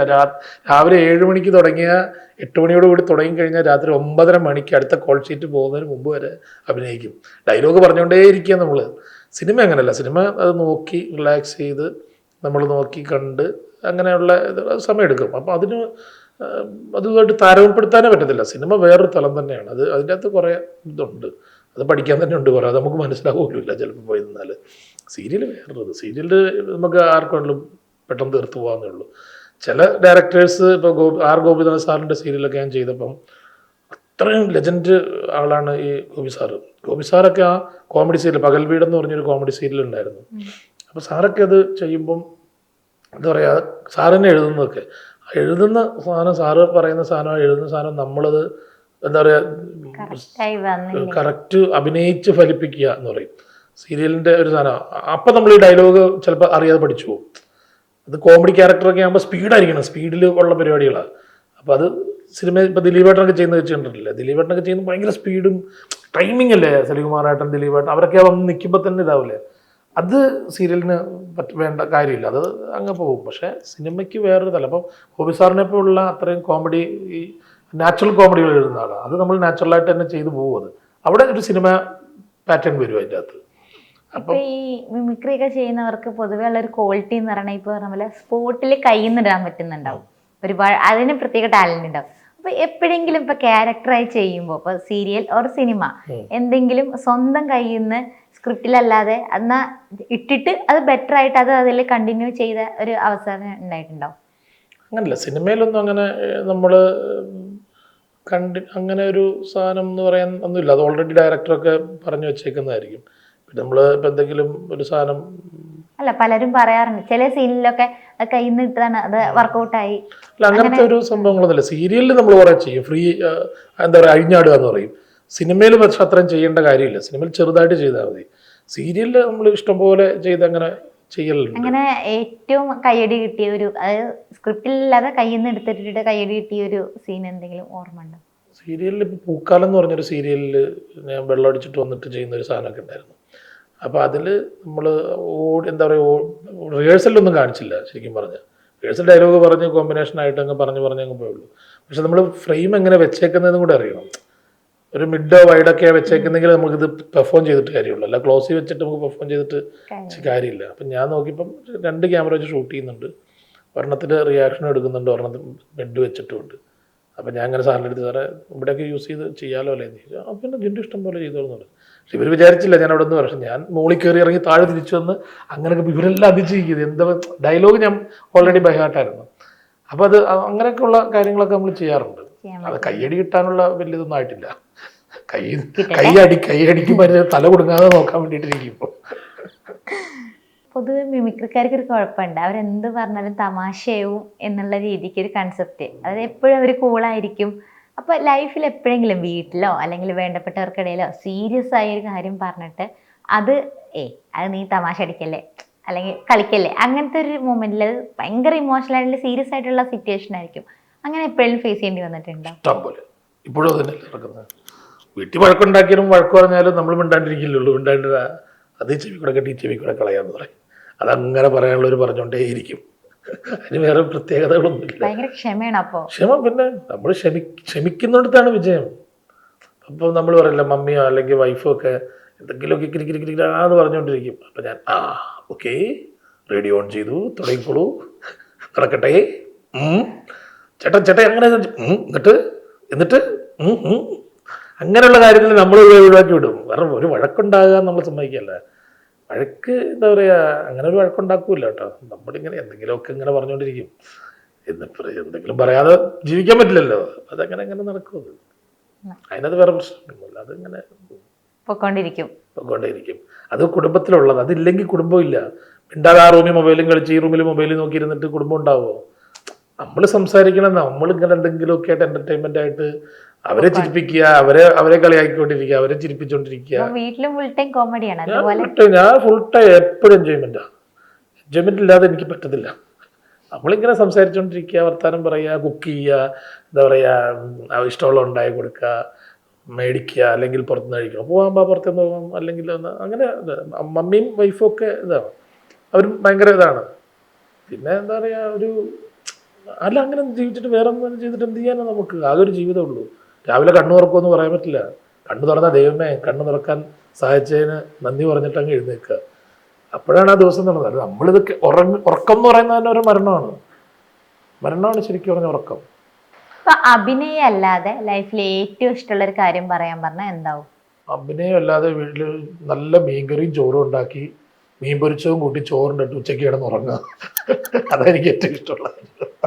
ഭയങ്കര ഫുഡിയാണ്. ഫുഡില്ല, ഞാൻ എല്ലാ ഭക്ഷണവും ഞാൻ എല്ലാം ഉണ്ടാക്കും. നന്നായിട്ട് കുക്ക് ചെയ്യും. ഞാൻ എല്ലാ സാധനവും ഉണ്ടാക്കും. ചിലത് ഫ്ലോപ്പായി പോകും. അപ്പം ഞാൻ ഒരു ദിവസം ഇങ്ങനെ ഇവിടെ വൈഫിനോട് ചോദിച്ചു, മമ്മി നാട്ടിൽ പോയേക്കായിരുന്നു. അപ്പം ഞാൻ ചോദിച്ചു, ഈ പുട്ടുണ്ടാക്കാൻ വേണ്ടിയിട്ട് പുട്ടിന് ഒരു ഗ്ലാസ് പൊടിക്ക് ഒരു ഗ്ലാസ് പൊടിക്ക് ഒരു ഗ്ലാസ് വെള്ളം. അറിയോ? എന്താ പറഞ്ഞ കേക്കട്ടെ. എങ്ങനെ? അതാ ചോദിച്ചെങ്ങനെ? ഒരു ഗ്ലാസ് വെള്ളം ഒരു ഗ്ലാസ് പുട്ട് പൊടി എന്നൊക്കെ പറയുന്ന വിചാരിച്ചു അറിയാമോ? അപ്പൊ ഞാനിങ്ങനെ ഒരു ദിവസം ഞാൻ ഗോതമ്പൂട്ട് ഉണ്ടാക്കാം എന്ന് വിചാരിച്ച്. അപ്പൊ ഞാൻ എങ്ങനെ അടിയെന്ന് ചോദിച്ചപ്പോൾ, അപ്പൊ അവർക്ക് നൈറ്റ് ഡ്യൂട്ടി, അവള് റിനൈ മെഡിസിറ്റിയിൽ നേഴ്സാണ്. അപ്പൊ ഞാൻ എങ്ങനെ അടിയെന്ന് ഒരു ഗ്ലാസ് പൊടിക്ക് ഒരു ഗ്ലാസ് വെള്ളം, അത് നനച്ചനച്ച് ഇതാക്കണം എന്ന് പറഞ്ഞു. അപ്പൊ ഞാനത് നനച്ചനച്ച് ആക്കി പുട്ട ഉണ്ടാക്കി. അപ്പൊ ഞാനിത് കൊള്ളാലോ എന്ന് പറഞ്ഞു. അരിപ്പൊടി കൊണ്ട് ഉണ്ടാക്കിയത്. അത് കഴിഞ്ഞിട്ട് ഗോതമ്പൊടി കൊണ്ട്, അപ്പം എനിക്ക് അരിപ്പൊട്ടി വലിയ താല്പര്യമില്ല, ഗോതമ്പൂട്ട് ഇഷ്ടം. പിറ്റേ ദിവസം ഞാൻ പറഞ്ഞു ഗോതമ്പൂട്ട് ഉണ്ടാക്കാം. എൻ്റെ മനസ്സിൽ കിടക്കുന്ന എന്താ, ഒരു ഗ്ലാസ് പൊടിക്ക് ഒരു ഗ്ലാസ് വെള്ളം. അങ്ങനെ ഞാൻ ഈ ഗോതമ്പ് പൊടിക്ക് എൻ്റെ മനസ്സിൽ കിടക്കുന്ന ഒരു ഗ്ലാസ് പൊടിക്ക് ഒരു ഗ്ലാസ് വെള്ളം. ഞാൻ എടുത്ത് ഗോതമ്പൊടി ഒരു ഗ്ലാസ് എടുത്തിട്ടു, ഒരു ഗ്ലാസ് വെള്ളം ഒഴിച്ചു. ഞാൻ നോക്കിയപ്പം ഇളക്കാൻ പറ്റണില്ല. അതിങ്ങനെ കുഴഞ്ഞത് സാമ്പാർ പരുവത്തിലേക്ക് പോയിക്കൊണ്ടിരിക്കുക. ഞാൻ ദൈവമേ പണി പാടിയില്ലോ. ഞാൻ അവളെ വിളിച്ചു, ഗോതമ്പ് ദോശയായ കുഴപ്പമുണ്ടോ? ഗോതമ്പ് ദോശയായ കുഴപ്പമുണ്ടോ? നെയ്യൊക്കെ ഇങ്ങനെ തേച്ചിട്ട് നല്ല ഡ്രൈ ആക്കി എടുക്കാം. പുട്ട് പൊളിഞ്ഞല്ലേ? പുട്ട് ചെറുതായിട്ടൊന്ന് പൊളിച്ചിട്ടുണ്ട്. അങ്ങനെ ഉള്ള ഇതാണ്. പക്ഷെ എനിക്ക് കാര്യം മനസ്സിലായി, ഈ പുട്ടിന്റെ പൊടി നമ്മൾ ശരിക്ക് നനച്ചു കൊടുത്ത് ഗോതമ്പ് പൊടി ഇട്ട് എത്ര പൊടി എടുത്താലും അത് കുറേശ്ശെ വെള്ളം ഒഴിച്ച് തളിച്ച് വേണം നനയ്ക്കാൻ. മറ്റേത് നേരെ തിരിച്ച് അരിപ്പൊടി, ഒരു ഗ്ലാസ് വെള്ളത്തിന് ഒരു ഗ്ലാസ് പൊടിക്ക് ഒരു ഗ്ലാസ് വെള്ളം. അതാണ് എൻ്റെ വ്യത്യാസം. ഹരിശ്രീശോഭൻ ചേട്ടന്റെ കൂടെ ചുരുള് ചെയ്തിട്ടുണ്ട്. അപ്പോൾ അതേപോലെ തന്നെ ചേട്ടന്റെ മോൻ അർജുൻ ചേട്ടനായിട്ട് സുമതി വളവിലും. അപ്പോൾ ആ രണ്ട് യൂണിവേഴ്സ് തമ്മിൽ ജനറേഷൻ ഗ്യാപ്പിൽ ചെയ്തിട്ടുള്ള രണ്ടുപേരായിട്ടുള്ള കോംബോ എങ്ങനെ? അല്ല, ഞാൻ ശരിക്കും പറഞ്ഞൊരു ഫാമിലി ഫ്രണ്ട്സ് ആണ്. ഞാൻ ഇടയ്ക്ക് വീട്ടിൽ പോകും, അവിടെ എന്തെങ്കിലും ഉണ്ടാക്കി എനിക്ക് എന്നെ വിളിക്കടാ, എന്നാ സാധനം ഉണ്ടാക്കി. ചേച്ചി നല്ല കുക്ക് അവിടെ. ചക്ക വെച്ചിട്ട് കറിയൊക്കെ ഉണ്ടാക്കും, ചക്ക ഇതൊക്കെ വെച്ചിട്ട്. അപ്പോൾ എന്നെ വിളിക്കടാ, ഒരു സാധനം ഉണ്ടാക്കിയിട്ട് വാ എന്ന് പറയും. അച്ചുവിനെ ഞങ്ങൾ അങ്ങനെ ഒരു കൊച്ചും എൻ്റെ ചെറുപ്പം മുതലേ കുഞ്ഞിലെ മുതലേ കാണുന്ന ഒരാളാണ്. അശോകൻ ചേട്ടനായിട്ട് അങ്ങനെ കോമ്പിനേഷൻ ഒന്നും വന്നിട്ടില്ല, സിനിമയിലുണ്ടെന്ന് മാത്രമേ. പക്ഷെ ഞങ്ങളല്ലാതെ കുറേ യാത്രകളും, ഞങ്ങൾ ഇവിടെ കണ്ണൂർ ഇവിടെ എന്തുണ്ടല്ലോ, കൊല്ലൂരല്ല എന്താ പറയുക, അമ്പലമുണ്ടല്ലോ, കൊട്ടിയൂർ അമ്പലത്തിൽ പോവുക. എല്ലാ ദിവസവും വിളിക്കും. എല്ലാ ദിവസവും രാവിലെയും വൈകുന്നേരം 2 കോൾ ഉണ്ടാവും. അത് എന്താ പറയുക, കുറേ വിശേഷങ്ങൾ, സിനിമാ വിശേഷങ്ങൾ പറയുക. എന്നെ പല പടങ്ങളിലും അശോകൻ ചേട്ടൻ റെക്കമെൻഡ് ചെയ്യുക, എടാ ഒരു വേഷം തന്നെ പറഞ്ഞിട്ടുണ്ട് എന്ന് പറയുക. എന്തുണ്ടെങ്കിലും വിളിക്കും. അങ്ങനെ ഒരു ബന്ധം അല്ല, സിനിമാ ബന്ധം അവരായിട്ടൊന്നും അല്ല, അതൊരു ഫാമിലി ബന്ധമാണ്. ഞാൻ നാട്ടിൽ പോയിട്ട് വരുമ്പോൾ ചക്ക കൊണ്ടുവരുമ്പോൾ അശോകൻ ചേട്ടൻ കൊണ്ട് കൊടുക്കും. ചേട്ടാ ചക്ക വേണോ? കൊണ്ടുപോകാന്ന് പറയും. അങ്ങനെ നേരം കൊണ്ട് കൊടുക്കും. എന്നുണ്ടെങ്കിൽ അങ്ങോട്ടും ഇങ്ങോട്ടും ഭയങ്കര എല്ലാ ദിവസവും വിളിക്കുന്ന ഒരു ബന്ധമുള്ളതാണ്. അച്ഛനെ പിന്നെ ഡെയിലി വിളിക്കുകയൊന്നുമില്ല, എന്തെങ്കിലും ഉണ്ടെങ്കിൽ കാണുമ്പം സംസാരിക്കും. എന്തായാലും ഞാൻ അശോകൻ ചേട്ടനായിട്ടാണ് കൂടുതൽ ബന്ധങ്ങൾ വരുന്നത്. നാദിർഷക്ക് അശോകൻ ചേട്ടൻ ഇതിലുള്ള എല്ലാ ദിവസവും വിളിക്കുന്ന 2 പേരിൽ ആൾക്കാരാണ് നാദിർഷക്കയും അശോകൻ ചേട്ടനും. മിക്ക ദിവസവും വിളിക്കും. രണ്ടുപേരെയും നന്നായിട്ട് അറിയാവുന്നത് കൊണ്ട് 2 പേരിലും കോമൺ ആയിട്ട് എന്തെങ്കിലും ക്വാളിറ്റി ഉണ്ടോ? ക്വാളിറ്റി ഉണ്ട്. അതാ മറ്റുള്ളവരോടുള്ള ബഹുമാനം, സ്നേഹം. അത് ഭയങ്കര, അത് അശോകൻ ചേട്ടൻ അച്ഛനെ പഠിപ്പിച്ചേക്കുന്നത്. ആര് വന്നാലും അവൻ ഒരു ഫോട്ടോ എടുക്കാന്ന് പറഞ്ഞാൽ അവൻ അപ്പം തന്നെ എടുക്കാമ, ഒരു കൈ കൊടുക്കുക. അത് തന്നെ അത് ഭയങ്കര കോമൺ ഇതാണ്. അശോകൻ ചേട്ടനാണെങ്കിലും എടുക്കണം, എടുക്കും എന്നുള്ളൊരു നല്ലത്, അതൊരു ബഹുമാനം. അതാണ് അവരിൽ ഒരു ക്വാളിറ്റി. ഞാൻ ഭയങ്കര ബഹുമാനം. മറ്റുള്ളവരെ അംഗീകരിക്കുക എന്ന് പറയില്ലേ, നമ്മളിപ്പോൾ ഒരു കാര്യം പറയുമ്പം ശരിയടാ അതിന് മറുപടി പറയുക, അതൊരു ക്വാളിറ്റി തന്നെയാണത്. ചിലർ പറയുന്നത് കേൾക്കില്ല. ഇപ്പോൾ രേഷ്മയെ പോലെ അല്ല, നമ്മൾ പറയുന്നത് കേൾക്കില്ല. രേഷ്മ ഇങ്ങനെ ചോദിച്ചുകൊണ്ടിരിക്കും, നമ്മളെന്തെങ്കിലും പറഞ്ഞുകൊണ്ടിരിക്കും. അത് അങ്ങനത്തെ ഉള്ള ക്വാളിറ്റിയുടെ വ്യത്യാസമുണ്ട്. അപ്പൊ എന്തായാലും ഇത്രയും നേരം തന്നും കൊണ്ടും കൊടുത്തും നിന്നതിന് ഒരുപാട് താങ്ക്സ്. അപ്പൊ എന്തായാലും ഇനി ഒരുപാട് സിനിമകളിൽ കാണാൻ പറ്റട്ടെ. All the best. സന്തോഷം. Thank U.